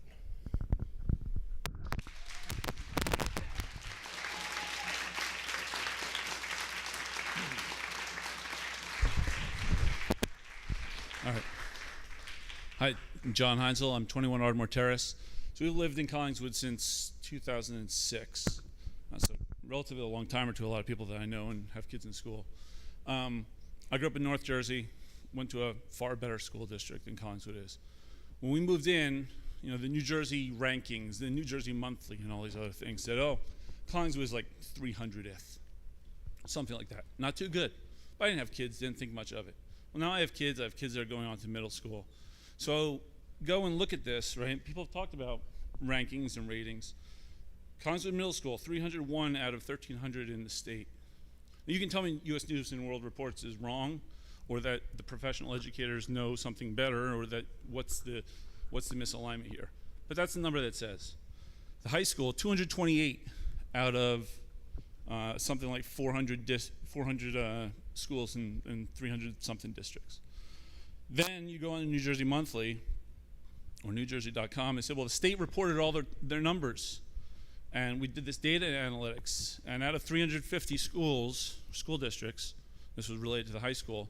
I'm not poking the high school, don't get me wrong, please. We're ranked 300th out of 350.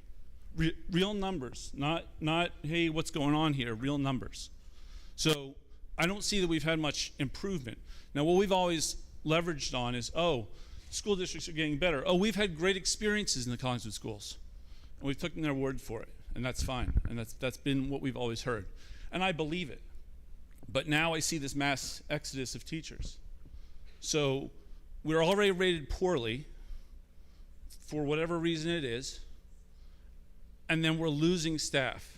And I get it. Look, 2.2% property raise, right? You can't squeeze dollars out of nothing. Right? You can't do that. The money has to match. I get it. And this is not the only district where teachers leave. My wife works in a far higher rated school district just down the road, and they have a substantial number of teachers going to Voorhees, going to Cherry Hill, going to other places. But my request to the school board, I understand that the superintendent works at the pleasure of the school board, so my request to the school board on behalf of myself and any other taxpayer is this. I would like to see durable communication, written signatures, real documentation from everybody. What is your plan to improve the ratings of the schools, to improve our rankings, to improve our outcomes on behalf of all of our children and of every last penny that we pay in taxes? What is your look at how you're going to do this, the tangible steps that you're going to take to do this? And not the politics you write in your shirt or the sign you have in front of your yard, the tangible, actionable steps that you are actually going to take to improve the educational outcomes of our children for every dollar that we spend. Thank you. Thank you.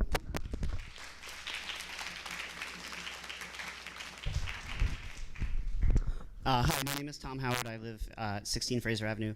I am a resident, obviously, but also I'm a teacher. Just finished my 24th year, not at Collingswood, but elsewhere. And I just want to echo what a lot of people have already said. Obviously, the district has a retention problem, has a problem with staff not feeling valued. I've been to a number of board meetings over the last year, and there's been a repeating theme of many people who have been brave enough to speak up, who work in the district, saying that they don't feel valued, they don't feel like they're being taken seriously as professionals, things of that nature. And then we've seen the results of that, which is the number of staff who have chosen to go elsewhere. Number of people have left to go to other districts. And again, when that happens, it's, as somebody said before, it's not about the money, it's about the value, feeling like you're a professional, feeling like you're cared for. And it doesn't seem like that is the impression that many are getting in the district. And so one way to maybe take a step toward improving that is to, sooner rather than later, settle a fair contract for the staff. Pay them what they deserve. Because the longer this contract does not get settled, the more you're going to have a problem with teachers feeling less and less valued, and you're going to have more people leaving. So please, I implore you, sooner than later, settle a fair contract, pay the teachers what they deserve, and please, if you're sending out future communications about the progress or lack thereof of negotiations, don't imply that's the union that put you into this situation.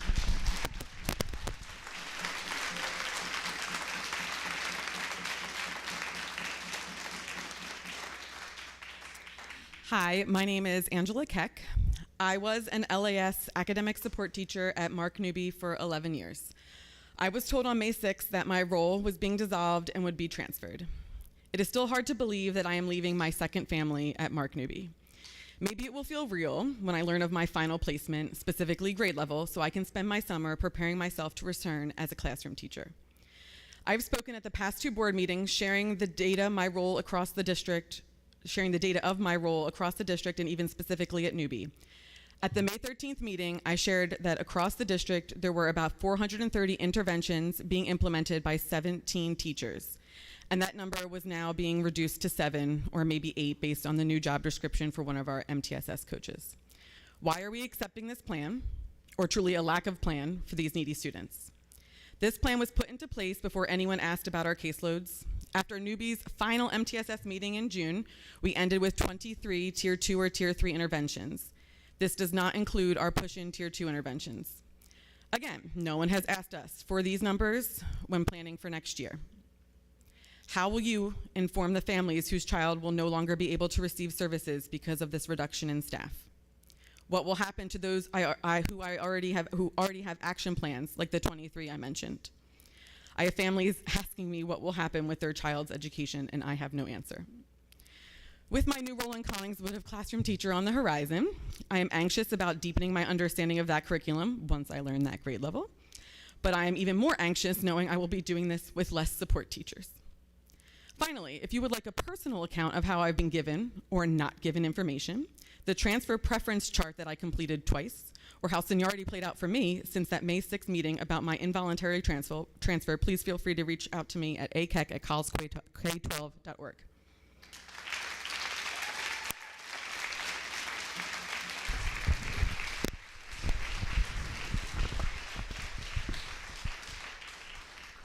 Good evening. Mike Bellucci. I work here at the high school, and I am a resident as well. So a lot of people have gotten up and spoken tonight about teachers not feeling valued or appreciated. And I just kind of want to clarify for some people, because that sounds very general, right, and cliche, and I want to kind of explain what that means. And of course, it's not just about the money. I've made this point to you guys before. That's not to say we don't need a raise. We do. But you know, to make teachers feel valued is very important. It's important for any organization. It's not really, this is not unique to education. Now put yourselves in the position, okay, and this is because there's some misinformation about, you know, in town amongst the chattering, you know, folks in town, and also some things get lost in communication between, you know, in this format. Put yourself in the position as an employee, right, where times are tough at your organization. And so what do you do when those things happen? We've experienced tough times before. I've been here for a long time. What do? You roll your sleeves up, you band together, you try to get through it, right? You try to weather the storm. So how are you going to get people to roll their sleeves up and work on committees and put extra time in, sometimes before school, sometimes after school, on their own time, and then have your efforts misrepresented publicly? That's not a recipe for success. That's what people are talking about, and it's tough because people can't really say it. But you have to understand what people are saying at this point when they say these things. You know, it's counterintuitive to us to think that, you know, that's really what's happening. But that's what's happening. Speaking of myself, you know, my record of integrity speaks to itself. Talk to my colleagues, talk to my students. I'm totally fine with that, honestly. Talk to my neighbors. You know, I have, if I have nothing else, I have my reputation. You know, those kinds of things, it's the way things are done. It's the way things are done. I have a summer job, full-time. I work for an organization, the Food Bank in South Jersey. It is a robustly diverse staff with various people of color, people of various gender identities and sexual orientations. It is a mix of all different types of people. Differences are valued. Culture is individuals' cultures are appreciated and heightened. We had an excellent Juneteenth ceremony or celebration luncheon on Friday. And the culture and climate in that building is phenomenal. And we have to ask ourselves what we can do different here to improve ours as well. Thank you.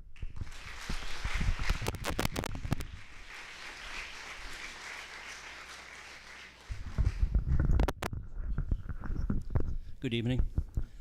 My name is William Lutz. I'm at 728 Belmont Avenue, Collingswood, New Jersey. I've been here since 2004. Brief background, I've worked in government many different levels, state, county, municipal. I even helped out federal at one point. That's a story in itself. I've known many people. I've worked with many senators and congressmen over the years. Freeholders, that's an old term, among others. My primary experience has been to sit, listen, learn, observe. And well, prior to tonight's meeting, I've been doing that. And a couple of things I observed between people who work here, who are taxpayers and citizens and elsewhere. I have two children. One's graduating, another's in high school, and others who feel the same way. Right now, there have to be a lot of changes made. We recognize that. But maybe the way you're going may not be advised. You speak of a referendum coming in September. That may not be wise. I say this because I see the same thing happen before when we had a discussion about having a football stadium. I remember back then speaking with the former board president, the mayor, and a few other people. And the consensus was it's going to pass. And I said it's not going to pass. Of course, being who I'm Mr. Lutz, kind of people dismissed me. Come that night, it failed 3-1. And nobody expected it except me.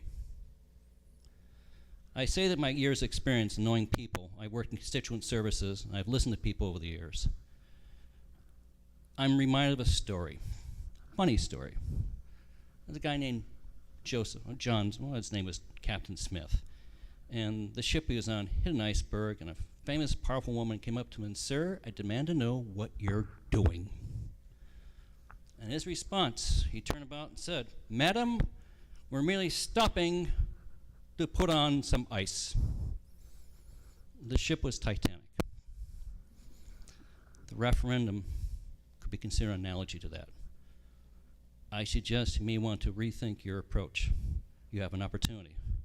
I would suggest you do that before it's too late. Just my humble opinion, my observation. By the way, I placed a bet on that previous one, the football stadium. Made $1,000. I don't want to take any more time. I have a root canal tomorrow. I have to go hit the potty. Thank you very much.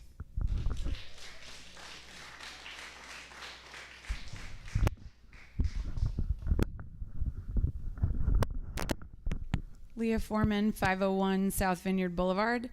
I think it's wonderful that we have so many passionate people advocating for our schools, and I think it's also wonderful that everyone's advocating to pay teachers more, and I would advocate for the same thing. Teachers do need higher salaries. I think that we are looking in the wrong direction. I think that we had a meeting today with Kelly Hinkle from Haddon Township that was a really productive meeting about how, at the state level, to advocate for more funding. Because at the end of the day, the number that we have is the number that we have. And we want everyone to be paid fairly. We don't want to lose any more teachers. We don't want to lose any more staff. We don't want anyone to have to take a pay cut. And we really need to start looking up and not looking directly in front of us. And if we don't do that, I don't really know where we're going to get. So I'm hoping that if anyone wants to join pushing the state to revise the funding formula, to give us a fair share of funding, to actually fund education, because I don't think New Jersey's actually funding education properly, that they should join us. It's clear that we all want that. We all need that here. We need the support.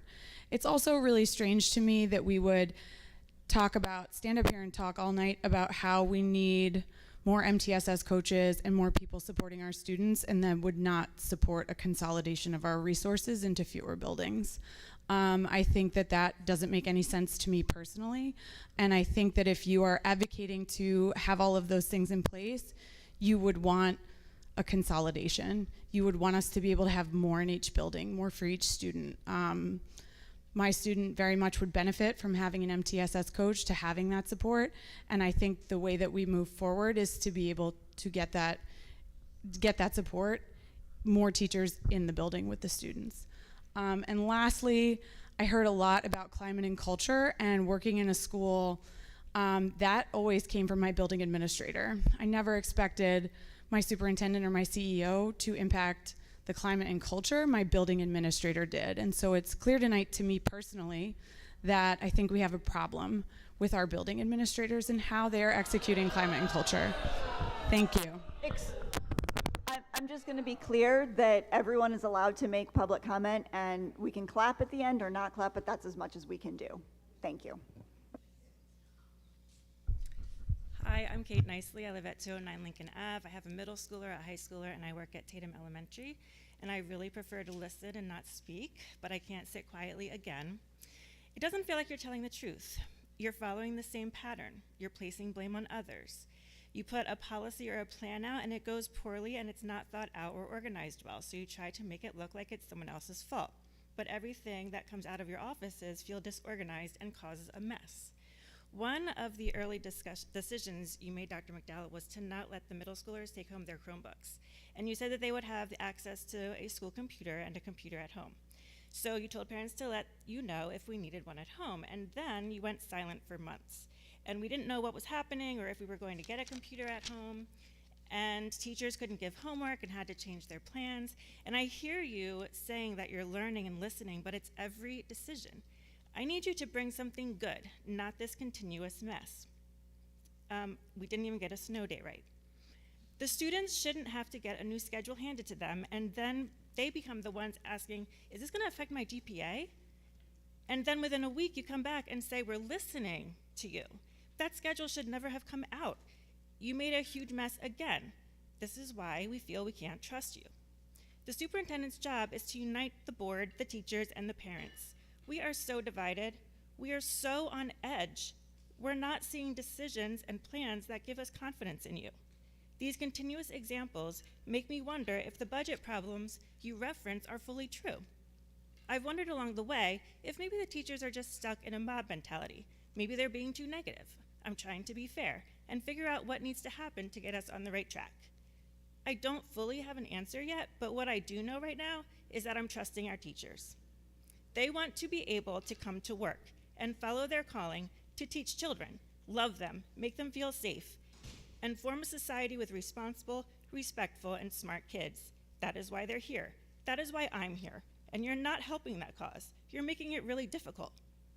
What I've heard from teaching peers is that we need to try to succeed, not because of your leadership, but in spite of it. You cannot keep saying that you're listening when teachers have been pleading with you for months at these meetings and in private to change leadership, not add more administration and use up the budget, but to make a change. I'm not sure how you can gain the teachers' trust back at this point, but that needs to be your #1 priority.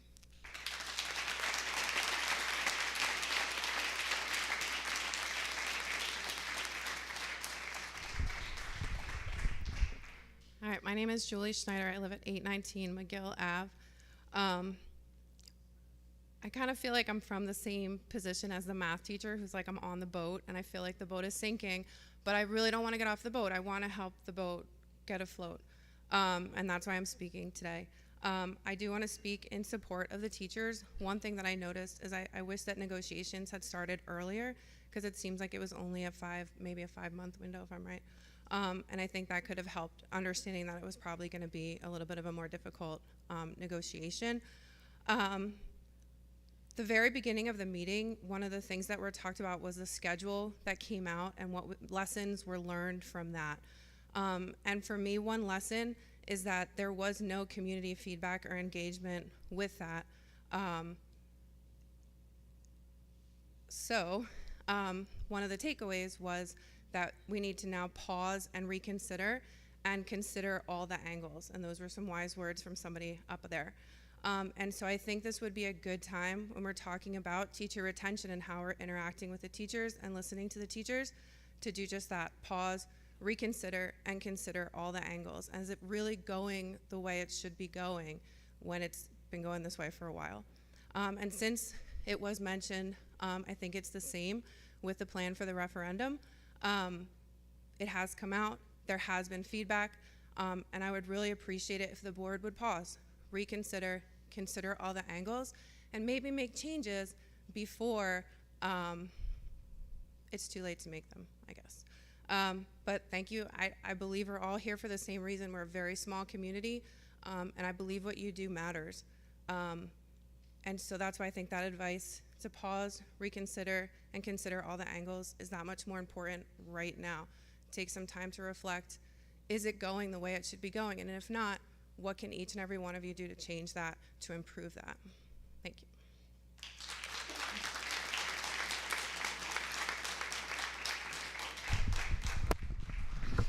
Hi, my name's Kate Hill, 117 East Night Ave. I'm the PTA president of Garfield Elementary and also Collingswood Middle School. I don't get up and talk often, but honestly, I am exhausted about this topic. I'm tired of talking about the schools. You'll be hard-pressed to find a more overly involved parent with the schools on a daily basis than me and my board member families. And the daily topic of conversation is what is happening to our schools. We are baffled daily. I am there every day, every single day. The shift in morale and happiness in the last few years is gut-wrenching to me and has been for some time. I'm not going to repeat everything that everybody keeps going on and on about because it doesn't seem to make a huge difference at the moment. But what I will say today is that at this point, you are not only losing phenomenal teachers and staff and promising students, but you're going to lose your feet on the ground, dedicated parents who are here doing the behind-the-scene work. Families are leaving. We're opting for other districts, private and public, because we're not willing to wait out whatever is going on to the detriment of our high school age kids. It breaks my heart and my wallet, honestly, to even have to consider sending my kids to another district. The school spirit that I have for this community is sadly dwindling down, which I never thought would happen. I don't have a guarantee of where I'm going to be sending my kids to school over the next few years. And I actually do have the back of this quality staff members 100%, while other people say that they do, but I actually do. I am in the buildings all the time with them. I'm hearing what they're saying. I'm seeing the difference. It is not just coming from administration. It is coming from above. They do not feel supported.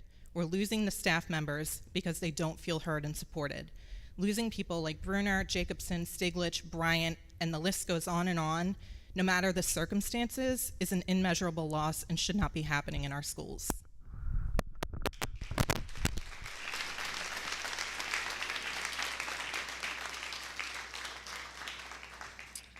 Hi, I'm Stephen Huang, 741 Park Avenue. As of several days ago, I guess I'm back to just being a taxpayer. I guess I just want to start by saying thank you to the teachers, the staff, the administration in Collingswood, because I've had two kids go through from first grade through 12th grade, and I am eternally grateful to all of you for the time, the energy, the enthusiasm that you have invested in my children. And thank you. I've been listening to the discussion tonight, and I think most of the things that I would want to say have already been said. The one point I want to add is that there is a momentum to what's happening. It feels like for the past few years we've been on a sort of predetermined path. Like, we realized, yes, we have a structural budget gap. Maybe we need to be really clear about where that's coming from, but it feels like we've basically decided, okay, whether it's through attrition or whatever, we're going to resolve our budget gap by chasing people off. And it seems to be working in that respect. A lot of the teachers that my kids loved and were just entirely broken up about leaving, it's really unfortunate that they feel like they need to go. So the point I want to make is there is a momentum to what's happening here. Once you lose the trust of teachers, once the morale, as was just mentioned, has gone down, yes, people leave, and yes, you can hire more people, but it's going to be harder to attract dedicated teachers to these positions that are being vacated. It's going to be harder to attract families into our community who want to send their kids to these schools. These schools were great for my kids, but if the momentum continues the way it is now, it's snowballing, and it's going to be impossible to stop it after a certain point. So whether we're on a predetermined path or not, I don't know, but I think the sooner we start trying to push back, the better. And it begins with rebuilding trust, however much it's possible to do so, however you have to do it, with the teachers, who I agree are the biggest asset we have in this district. Thank you.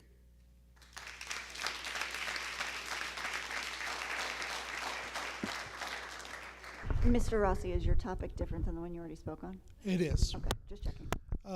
Yeah, Wayne Rossi, 114 East Palmer Ave. I just wanted to speak real briefly about the schedule, because it's something, I don't know. I don't know if folks don't remember, like, back to the beginning of the school year, but I actually recall that this year, it was my daughter's first year of middle school, and the block scheduling was not liked by the students, and it was not liked by the teachers.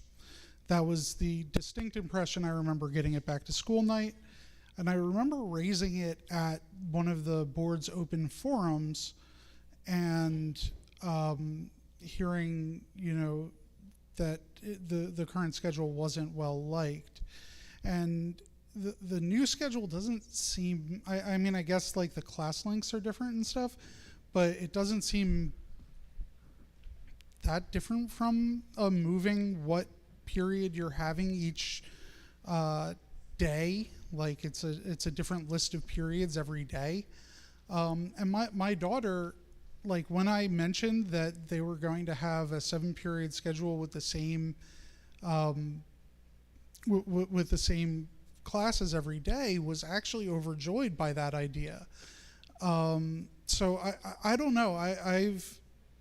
I don't know or understand anything about all the process and the ins and outs and the politics of it. I'm not concerned with that, but I actually have found the response surprising, because I had heard negatives about the current block schedule. So I don't know if like the new one is seen as a major improvement. So again, that's just been a point of confusion for me, because it seemed very unpopular earlier in the year.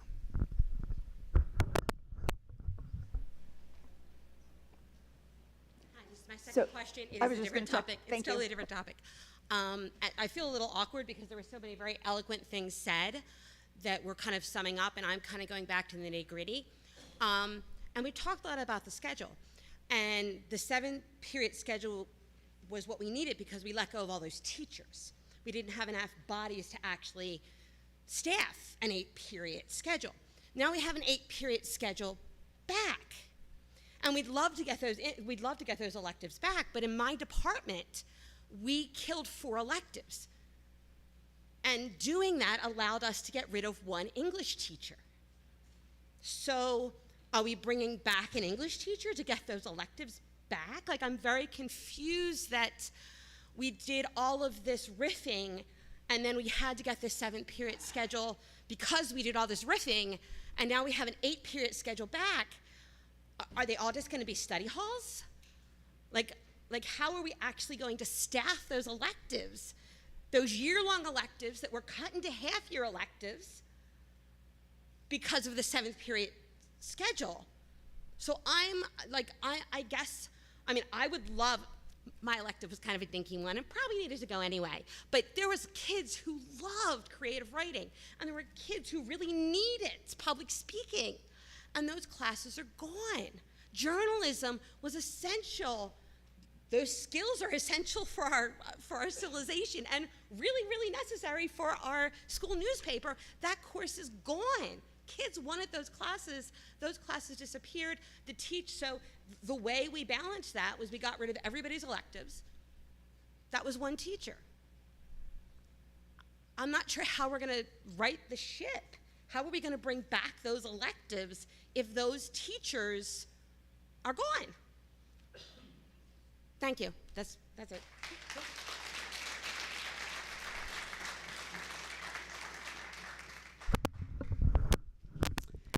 I'm Alexandra Guido Smith, 311 Lakeview Drive. I am speaking here today also in support of our teachers. I am a 24-year public school educator, proud union member, and I fully believe that my children thrive as well as they do because of the support and the love that they've gotten from their teachers. Mrs. Kresge, I can speak to. She came into our kindergarten classroom, and she gave my little, she entered kindergarten at 4, late September birthday, and Mrs. Kresge was wonderful. She and Mrs. Koch were a fantastic team, and they provided a lot of support for that whole class. So we are here. My husband and I are enormous supporters of public education, and being an interventionist in a different district, I often look at the parallels between where I work and where we live. We educate the same amount of children. My district is a little bit better off socioeconomically, but not too far off. And I listen to the difficulties that, the number of MTSS teachers that we have. I am a reading specialist and an interventionist, and there was a parent up here who said, and now this teacher is going to have 6th grade levels by herself. And I thought for a minute, and I'm like, I service 6 classrooms by myself, but it's not the same grade level because I work in a pre-K to 2 building. So I have kindergarten and 1st grade, and they're all in the same place. So I can grab kids and go and work with them. They're all from different classes. They're all from different grade levels. If you took those 6 classes and put them in 6 different rooms, my head would spin.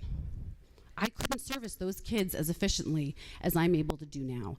And I think that a lot of our issue, to bring it back around, comes from the fact that we have these micro schools. And I thank you for the forethought of putting a referendum together that puts our students in classes, in schools, together where they belong. It gives teachers the flexibility to be able to group children based off of ability, based off of need, based off of personality. We don't have that now.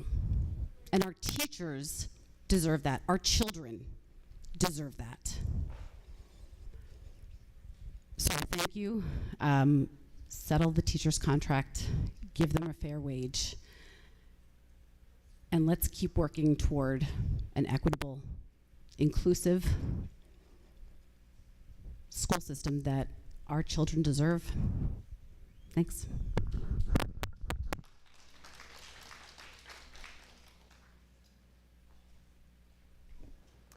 Thank you to everyone who took the time to come up and speak today. I did try to get some things into groups or topics that seems like important things that we should clarify. So first I'm going to start with I think an important point to make clear, because I heard it a couple of different times, about the budget shortfall that or the budget gap that we currently have and how to right that.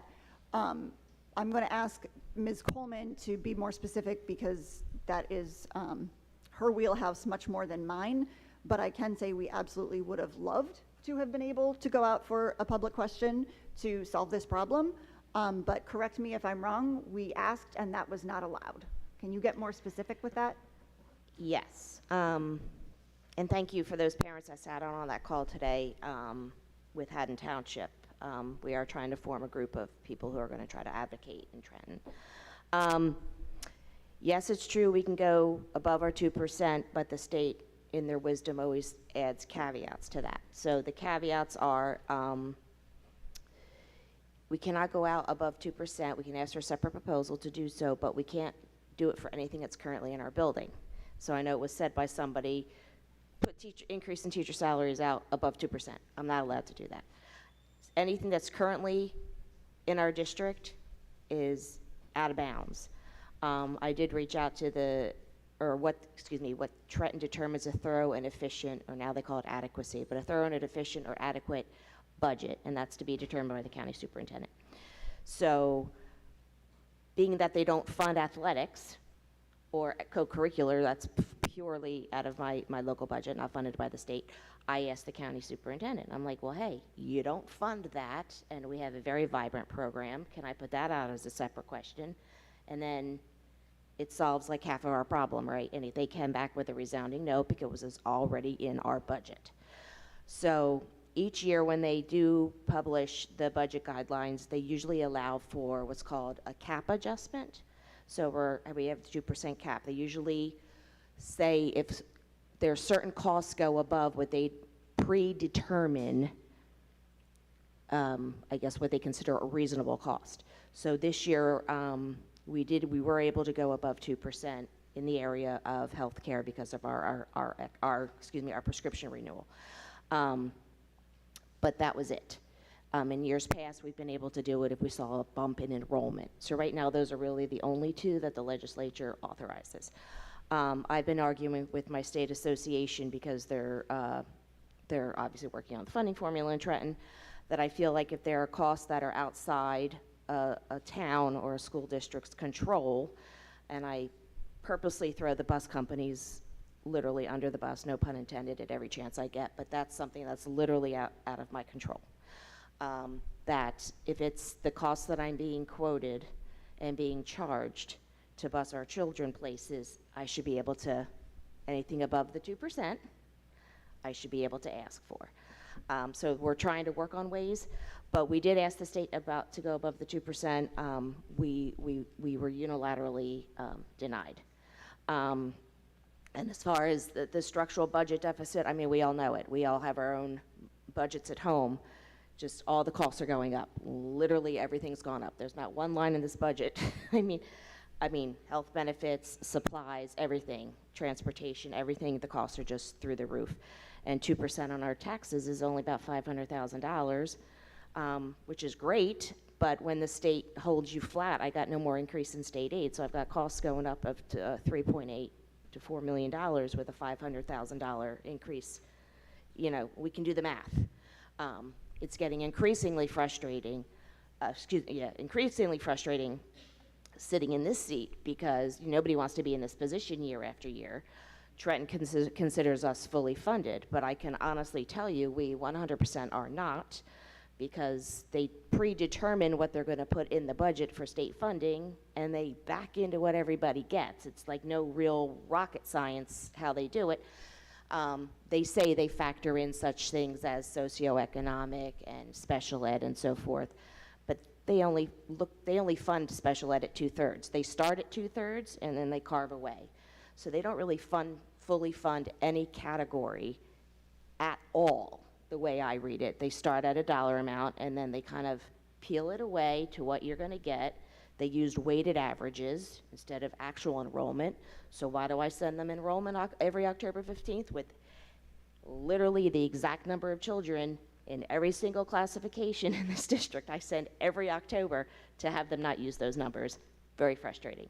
I could go on forever.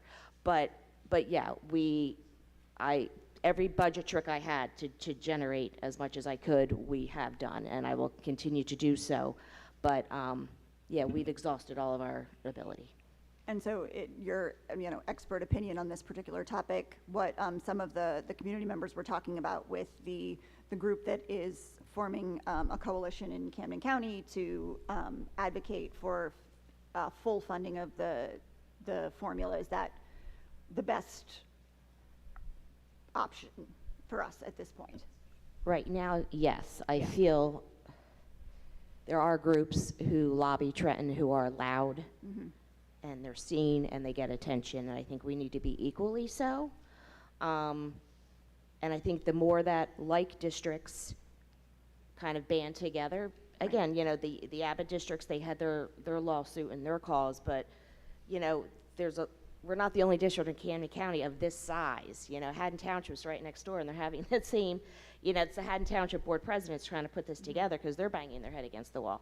So I think the more we join together, the louder we are, and, you know, it can't hurt. We just can't continually try to make it work with pittance when my costs are through the roof.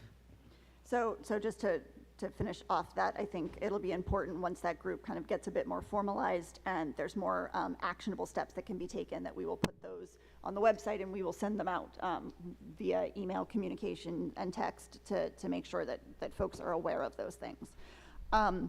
Also, just to reiterate that the question about the schedule with the electives being offered, correct me if I'm wrong, Ms. Howell-Turner or Dr. McDowell, that the electives that are being offered, or that when we refer to electives at the moment for this particular schedule, what we're talking about are things like the music program, so choir and band and orchestra, the various art classes, the engineering courses that you can take from engineering 1 to engineering, I don't know, are we up to 4 yet? I'm not sure. I think we're just up to engineering 3. The TV production courses, the digital engineering courses. Am I correct in that there are electives? We haven't cut all of our electives, and there aren't any to be added into the schedule. So it's twofold, and so we have 9 elective pathways, which includes music, the arts, STEM, and so you're correct. And so music production, there's a 4-year trajectory. Television and film, there's a 4-year trajectory. All of the 3 majors within our music are also trajectories. And so it's important to acknowledge and provide clarity. Local site-based decisions are what every school is empowered to make. And so at the district level, we provide guidance, we provide information, but in terms of the nuance of what is or is not offered year over year, that is a local decision based on student need, based on enrollment, and based on the resources that are available. And so one of the things that was extremely important to the middle and high school leadership was to have a robust set of offerings for students. And so that is what they fought for. And so when you look at the pathways, which are electives, we believe that there are robust offerings at both the middle and the high school, because our administrators, as well as our staff, they believe that having a well-rounded education is extremely important. And so it is very easy to get caught in the nuance or the cherry picking of specific courses. We've reduced 1 course in 3 years, and that was a foods course that is no longer offered. And so all of the other courses year over year are evaluated by the local teams, local administrators, in conjunction with their staff to determine what should or shouldn't be offered year over year.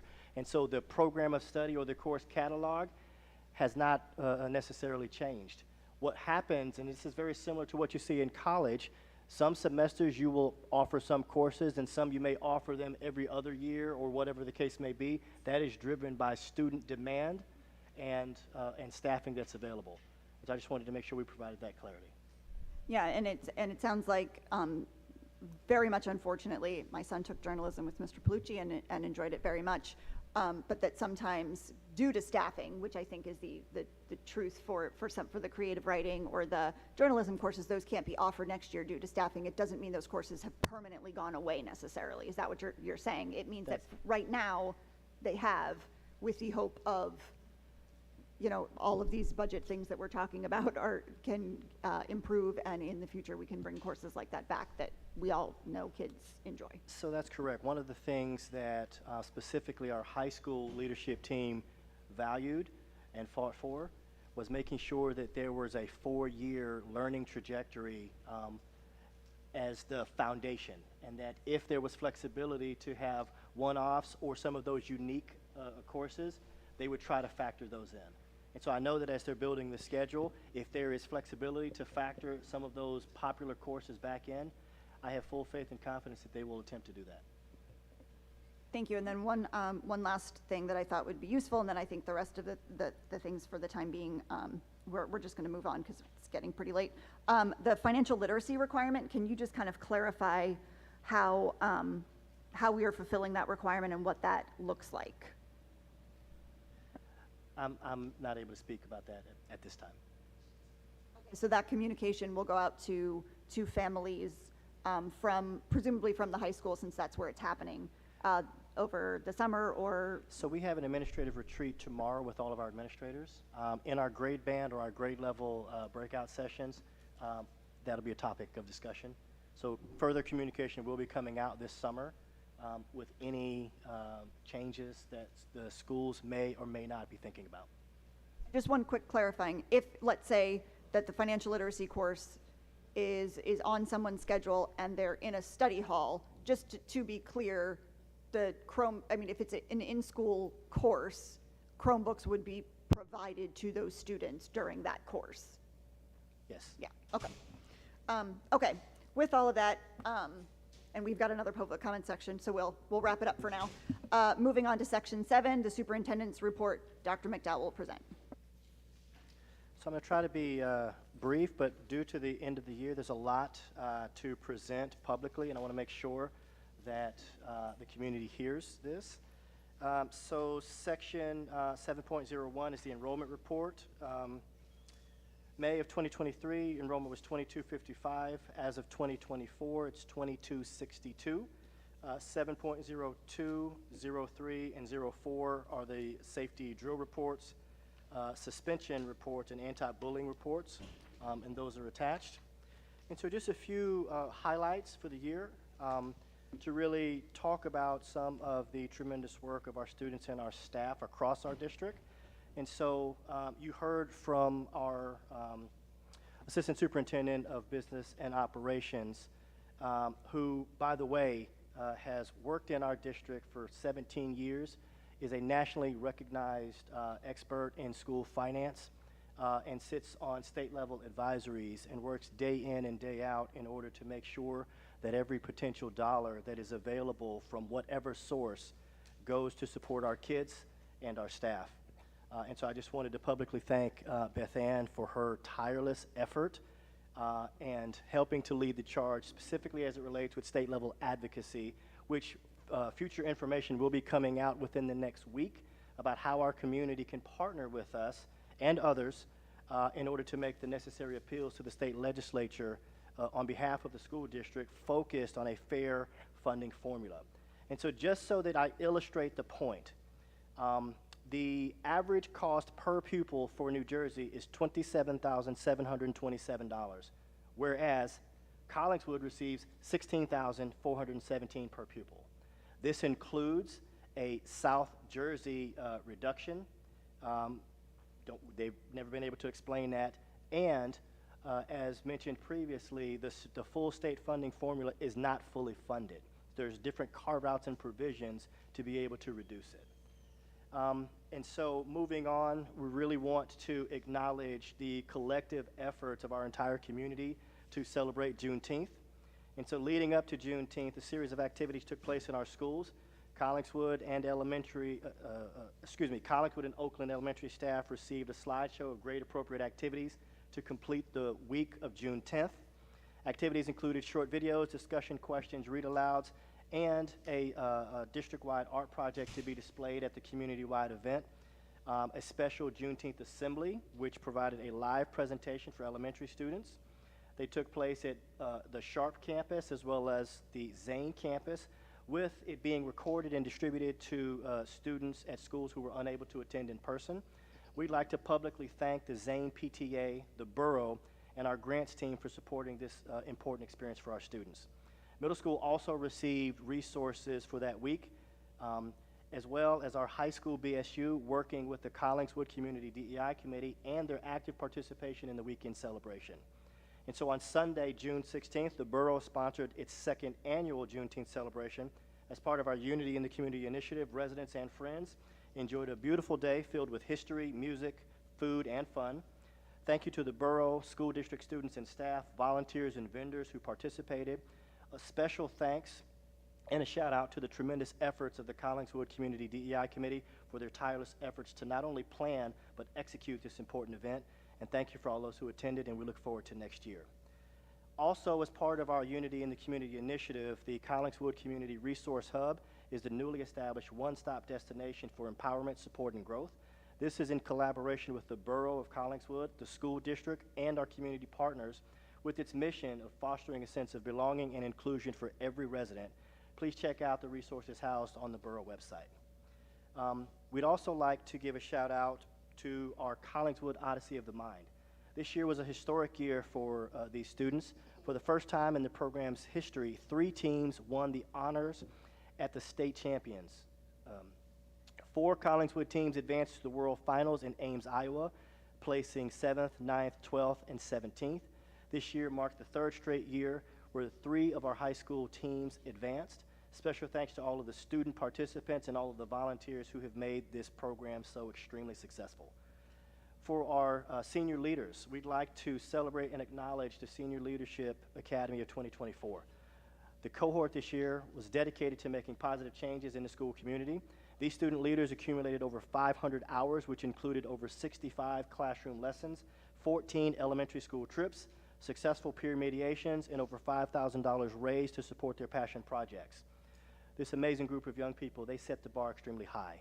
So we'd like to publicly thank and acknowledge Paige Faris, Emma Fox, Camille Luby, Kathy Rodriguez, Peyton Murray, Marley Musiano, Keely Sullivan, Adriana Varga, Evelyn Celia, Cole Ladick, Michelle Newton, Jordan Kirby, Aliana Carr, Daniel Heredia, Layla Carmona, Miranda Murphy, Marilyn Vargas, Zion Herring, Micah Anger, Poppy Marish, Ali Rudio, Emma Hastings, Emma McGee, Olivia McDevitt, and Delaney Smith.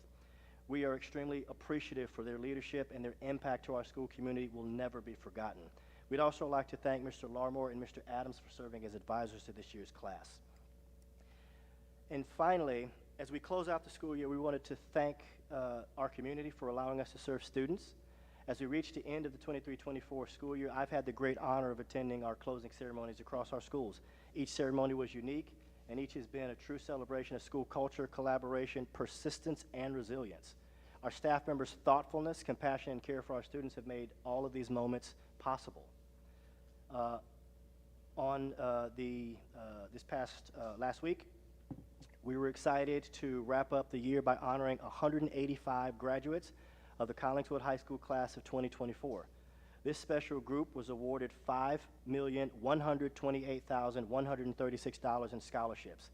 This includes Collingswood's first and only Melinda and Bill Gates Scholarship recipient, Zion Herring.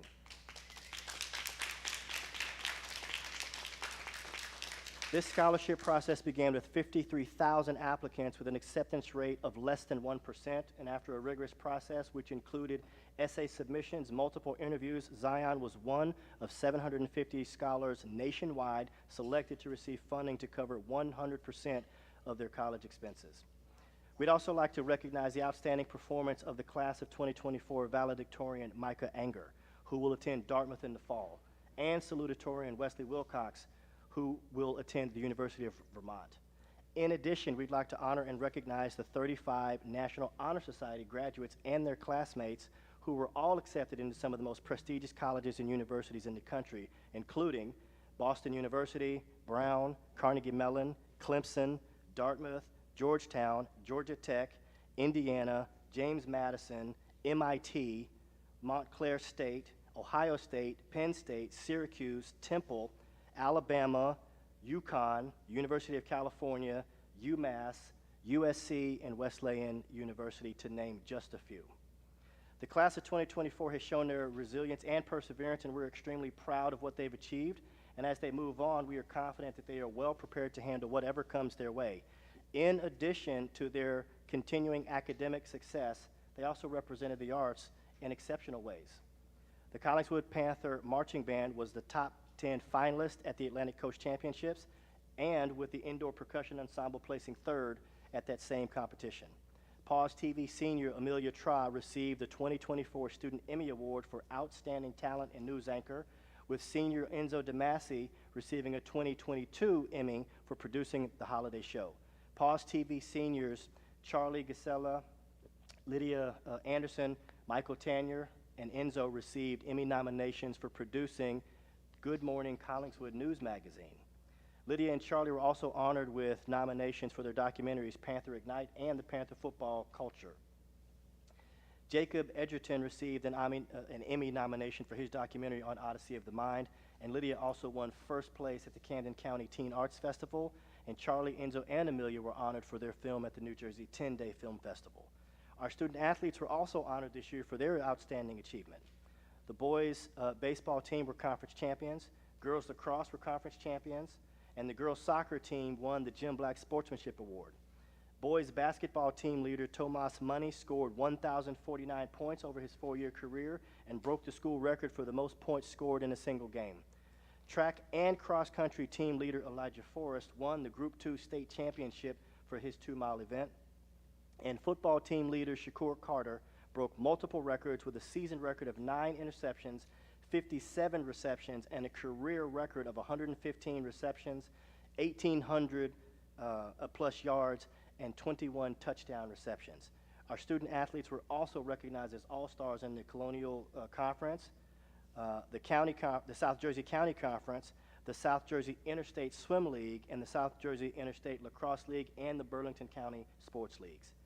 So during the summer, all of our schools will reflect on their successes and identify items in need of improvement for September.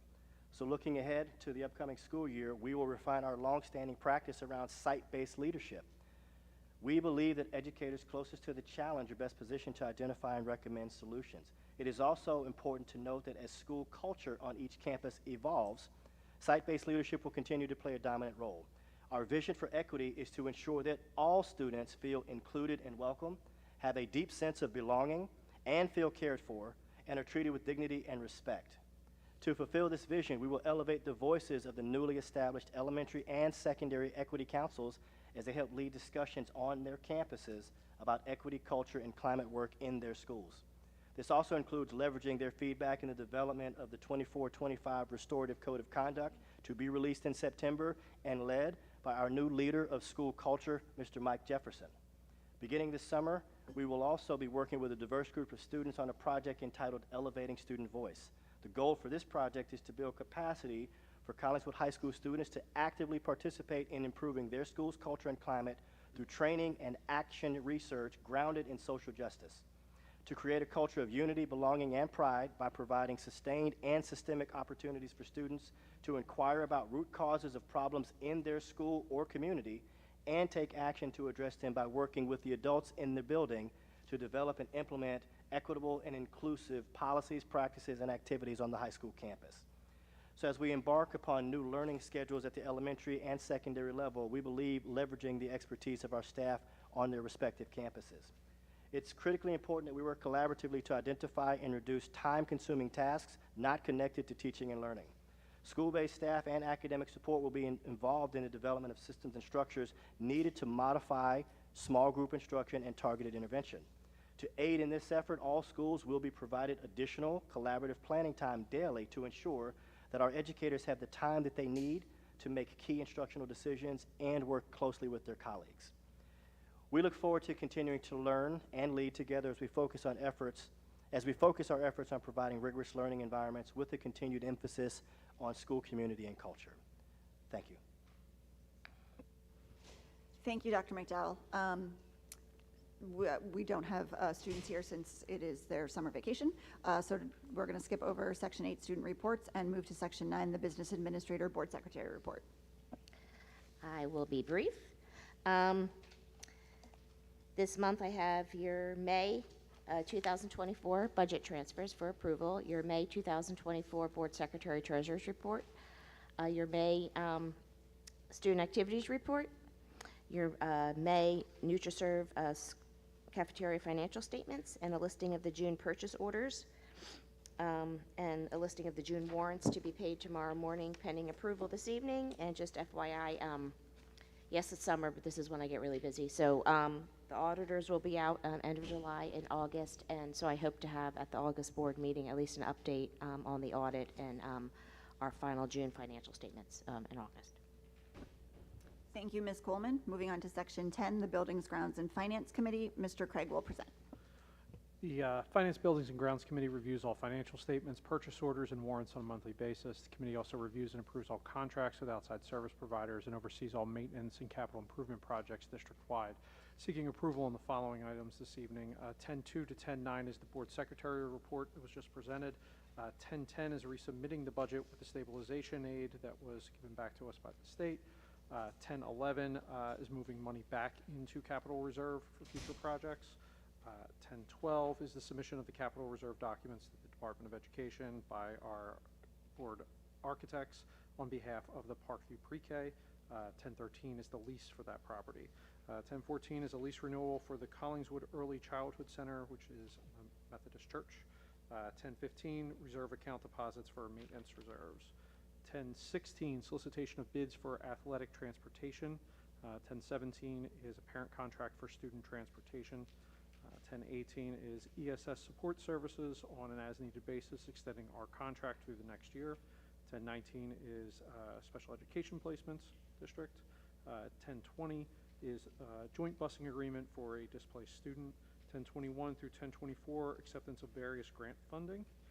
10.25 to 10.26 shared services with both Haddon Township and Oak Lynn for communications and trash removal respectively. 10.27 is agreement to continue the use of special education management systems. 10.28 is renewed agreement with Frontline Education for the next school year. 10.29 is a service agreement with Gloucester County School Services CREST program on an as-needed basis. 10.30 is Ed Consultancy to provide LDTC services this summer and next school year as needed. 10.31 are university affiliation agreements with 5 area universities. 10.32 to 10.36 are use of facility requests, and 10.37 is approval for the board treasurer to enter, Beth Ann, to enter into contracts, pay bills, and other necessary activities over the summer before our August meeting. So seeking approval for the items 10.2 to 10.37. That was impressively efficient. Motion to approve said items. So moved. And a second. Questions or comments from board members? Matt, or anybody, the pre-K lease at Parkview, I just want to make sure that that's covered by the pre-K grant money. Yes, it is. Okay. Any other questions or comments from board members? Roll call, please. Mr. Chu? Yes. Mr. Craig? Yes. Mrs. Maya? Yes. Mrs. Mikulski? Yes. Mrs. Savarino? Yes. Mrs. Sheridan Celia? Yes. Mrs. Sherman? Yes. Mr. Dilkus? Yes. Mrs. Caden? Yes.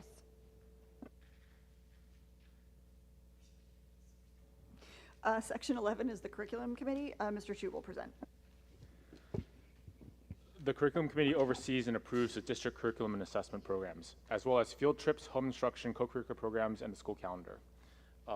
Up for approval today is item 11.02, which is a couple of elementary school field trips that we're approving. They've already happened. 11.03 is an overnight field trip for cheerleading camp that will happen in August 17th through 20th. 11.04, 11.05 are some out-of-district home instruction placements for some students. 11.06 is some, I believe, summer, I think tutoring or just summer education programs for a few students that comes out of the high-impact tutoring grant or the Title I funds if the high-impact tutoring grant is exhausted. 11.07 are a few tuition-free student approvals, and so these are this is in line with our policy 5111, which is basically has to do with families that have moved out of the district late in the school year. We let them finish out the school year here. 11.08 is the approval for the 2024 middle school fall musical, which is Freaky Friday 1-act edition. So I'm seeking approval for items 11.02 through 11.08. Thank you, Mr. Chu. A motion to approve said items. So moved. And a second? Questions or comments from board members? Roll call, please. Mr. Chu? Yes. Mr. Craig? Yes. Mrs. Maya? Yes. Mrs. Mikulski? Yes. Mrs. Savarino? Yes. Mrs. Sheridan Celia? Yes. Mrs. Sherman? Yes. Mr. Dulkis? Yes, except we're required to abstain. Gotcha. Mrs. Caden? Yes. Section 12, the Personnel Committee, Ms. Sheridan Celia will present. The Personnel Committee reviews all recommendations for teaching and staff employment, considers co-curricular employment, and considers all professional development opportunities for staff members. This evening, I'm seeking approval for agenda items 12.02 through 12.56. Items 12.02 through 12.10 are resignations. Items 12.11 through 12.13 are various leaves and a correction to a previous leave that we'd approved. 12.14 is a revised contract. 12.15 is the appointment of a Spanish teacher. 12.16 is another revised contract. 12.17 is the appointment of an elementary long-term substitute teacher. 12.18, a high school secretary appointment. 12.19, the appointment of Ruben Alicia, I'm sorry, I butchered your name, as a lead security officer. 12.20 is the appointment of a preschool principal. 12.21, lead counselor. 12.22, the various elementary transfers. 12.23, auto AV techs. 12.24, the next crop of psych interns for next year. 12.25, employee referral stipend. 12.26, the 23-24 Special Olympics United School Grant stipends. 12.27 through 12.27 is preschool summer staff. 12.28 is the summer hours for the mental health, under the mental health screening grant. 12.29 are social work interns for the next school year. 12.30 are child study team stipend approval. 12.31 summer hours for the lead counselor. 12.32 through 12.35 are various extra duty pay stipends. 12.36 enrichment clubs. 13.37 through 13.49 are various summer positions. 13.50 are various employees are going to be doing AED training. 12.51 is elevating through 12.51 through 12.53. I think we've touched on this before. We have two co-advisors, and some students are going to be undergoing training for elevating student voices over the summer. 12.54 is the list of substitutes and tutors. 12.55 is the travel expense form. There's not much on there this summer. 12.56 lets Dr. McDowell offer employment contracts to successful candidates during the summer months and for our consideration and approval at our next regularly scheduled board meeting in August. So again, I'm seeking approval of agenda items 12.02 to 12.56 this evening. Thank you. Motion to approve said items. So moved. And a second? Questions or comments from board members? I have some comments. So over the last 2 weeks, I also attended I was able to attend 6 of the promotion and commencement ceremonies. And I agree that it is clear that we have a lot of staff who truly care for and support our students. And it really shows in those ceremonies, as well as just the joy that I saw in so many of our students as they went through those ceremonies. I definitely agree that it is our responsibility. We've stated many times that a goal is to attract and retain and support staff, and I think that it's important to heed some of the comments today, and I would like to, I don't know what the answer would be, have a meeting, an executive session or something to discuss some of these issues that were brought up tonight. I think it's very important. Also, since we spent so much time talking about this during the committee of the whole, I did notice that under that idea of supporting different perspectives of staff members, there do seem to be some discrepancies regarding the timeline of the work done by the scheduling committee. So I would like to hear at some point some clarifications, since the situation had such an impact on the staff as well as the students in the community. Thank you. Any other questions or comments from board members about items listed on the agenda for the Personnel Committee? Yes, I know that I've seen 9 resignations or retirements on here for this month. I just want to revisit that again and top off with Megan. top off what Megan said, I know we talked about this a great deal at our retreat about teacher retention and a lot of different things that maybe we can do to kind of help people stay here and want to work here. And I feel like we maybe need to revisit that conversation again and see where we are with the things that we talked about and how we can help the situation. Any other questions or comments from board members? I have a question that I'm not 100% sure that I can ask, so I'll keep it purposefully vague, because I just am not 100% sure.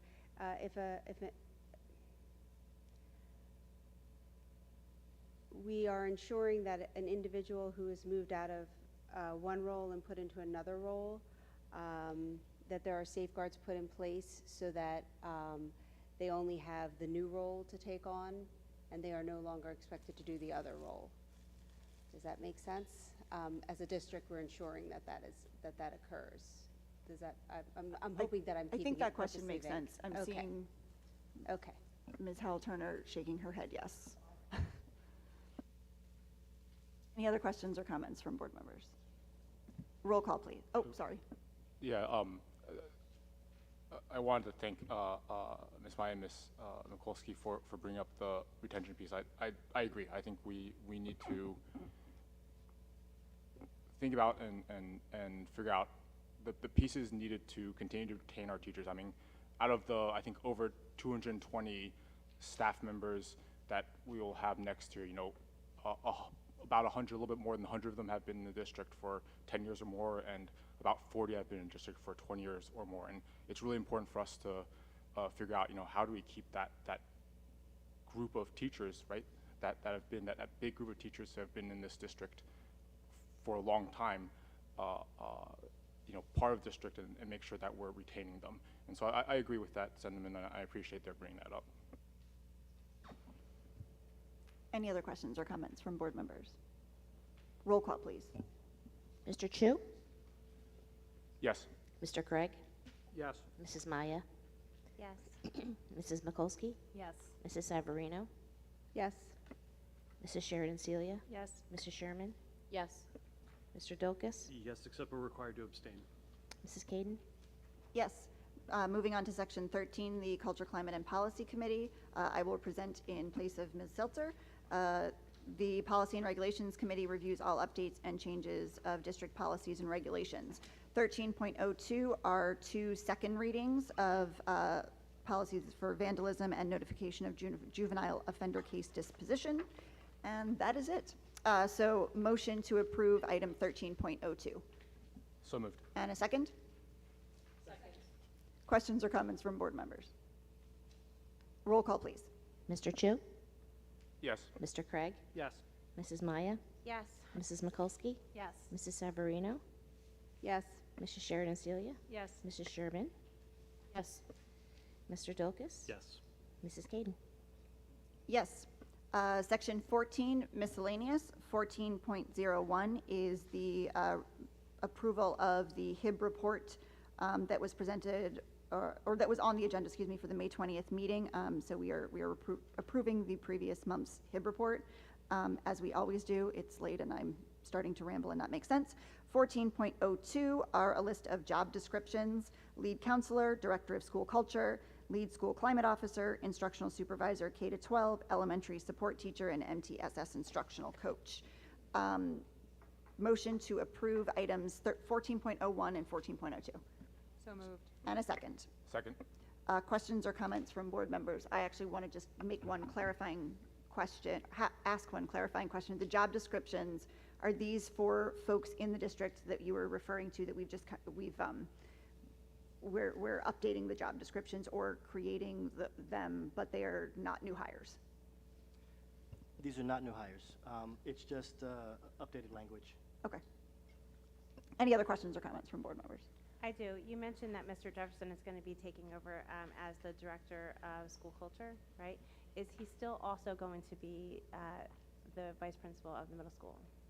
No. Okay. Will there be a vice principal of the middle school? Mr. Gersick will be stepping into that role. Okay. Any other questions or comments from board members? Roll call, please. Mr. Chu? Yes. Mr. Craig? Yes. Mrs. Maya? Yes. Mrs. Mikulski? Yes. Mrs. Severino? Yes. Mrs. Sharon Celia? Yes. Mrs. Sherman? Yes. Mr. Dilkus? Yes. Mrs. Caden? Yes. Section 15 is our second opportunity for public comment. This section is for general comments. The purpose for public comment, or the public, excuse me, is reminded that attempts to resolve all concerns and complaints should first go through appropriate staff members and administrators. We will be listening and taking notes as we've been doing all night, and if appropriate, clarifying comments will be made after the public comment section ends. In fairness to all who wish to speak, there is a strict 3-minute time limit. Ms. Coleman has her timer ready, and you will hear it, so that's pretty clear. Please remember to state your name and address for the record. Gretchen Kalecki, 920 Grand Avenue, Collingswood, New Jersey. I wasn't here for the whole other comment, so I wanted to, I was at a work meeting. Just wanted to reiterate my support for our staff, our building administration, and I think you've heard. I really hope you listen to the myriad of voices you heard. I had a question about guidance counseling. Since we've had some resignations, will a list come out of who is assigned to who, since there's nothing on the website who are the guidance counselors still? There's really not a lot of communication. I keep asking, why is this not on the website?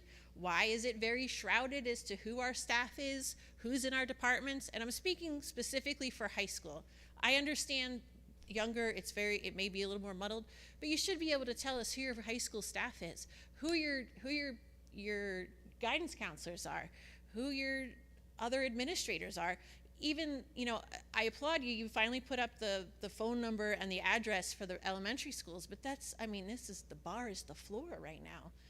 We need more information, we need more communication. Again, I'm also imploring you, if we're paying someone as a shared communications person with Haddon Township, I think we looked at it, they're getting $30,000 for so many days. What are we doing with that? We need to pump up how great our schools are, because our staff is killing themselves with less. I don't mean less. They're amazing, but they're now going to have to do more because there's going to be less of them in a lot of the places. Please put out what they're doing that is phenomenal. Thank you.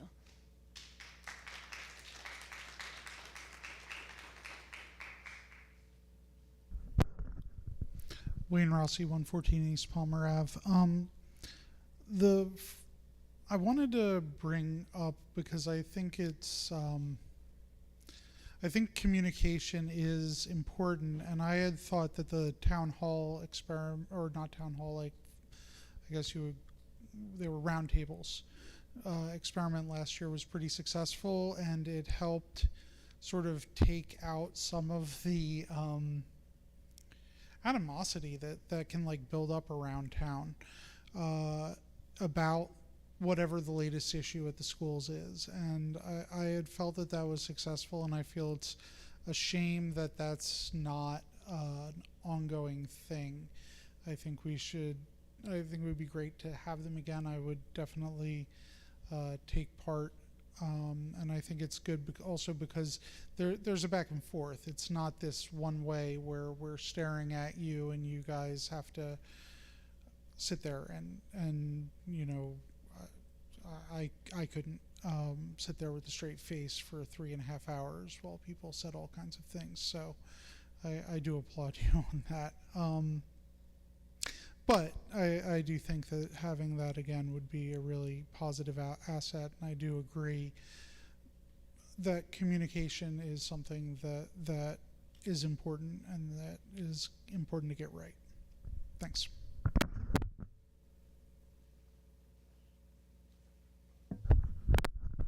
Hi, Tom Howard again, 16 Fraser Avenue. On the issue of communication, just maybe a request going into the next school year, if it would be possible to post the board agenda earlier than the morning of the board meeting. The district I work in, we often have the agenda posted online, sometimes a week in advance, and that allows for the community to really know what's on the agenda and what's going to be talked about, and allows people to be better informed when they come to the board meetings, to make comments and to know what is discussed. And so if we're talking about having better communication with the community, that's just something to possibly look into. Thanks.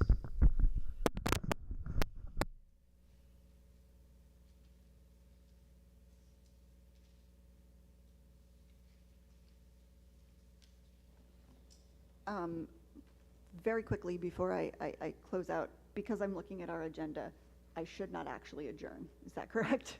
We've got a little bit of a different situation going on. We're going back into executive session. I just want to make sure I do it You right. need a motion to go back into closed session and a second, Gotcha. and then exit stage left, Okay. please. Thank you, Ms. Coleman. Yes. Before we exit stage left, I just wanted to, we've got a lot to think about. We've heard from a lot of community members. We've heard from a lot of teachers in the past couple of months on a range of issues. And I understand that in this awkward format that we're in, it's very hard to believe that we're taking it in and listening because it almost feels like it was designed that way to keep us all separate. And so I was kind of struck as I was thinking about all of this, and it was some of the teachers that were coming to speak have taught my kids or are going to teach my kids, and I'm looking forward to that. And community members that I know of that are neighbors and or parents of my kids' friends. And I think that kind of brought me to this feeling of what more than a couple of people have said tonight, which is we've all got to come together, figure out a way to come together and do this better, because at the end of the day, I do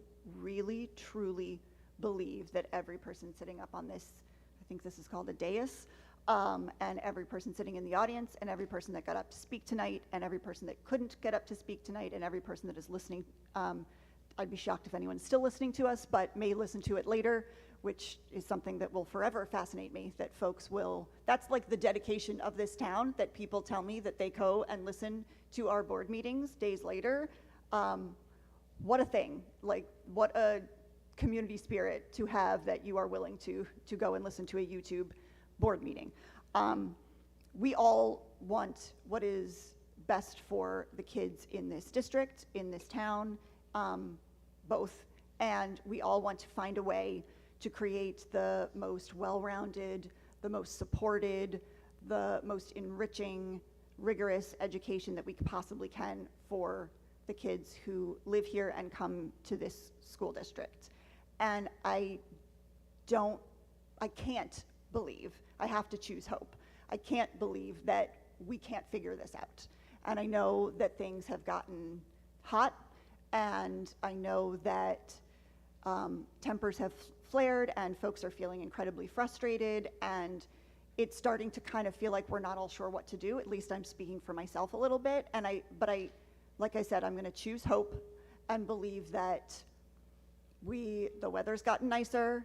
We can maybe all take a day at the beach and just try to regroup and find a way to come together and figure this out, because we don't really have a choice.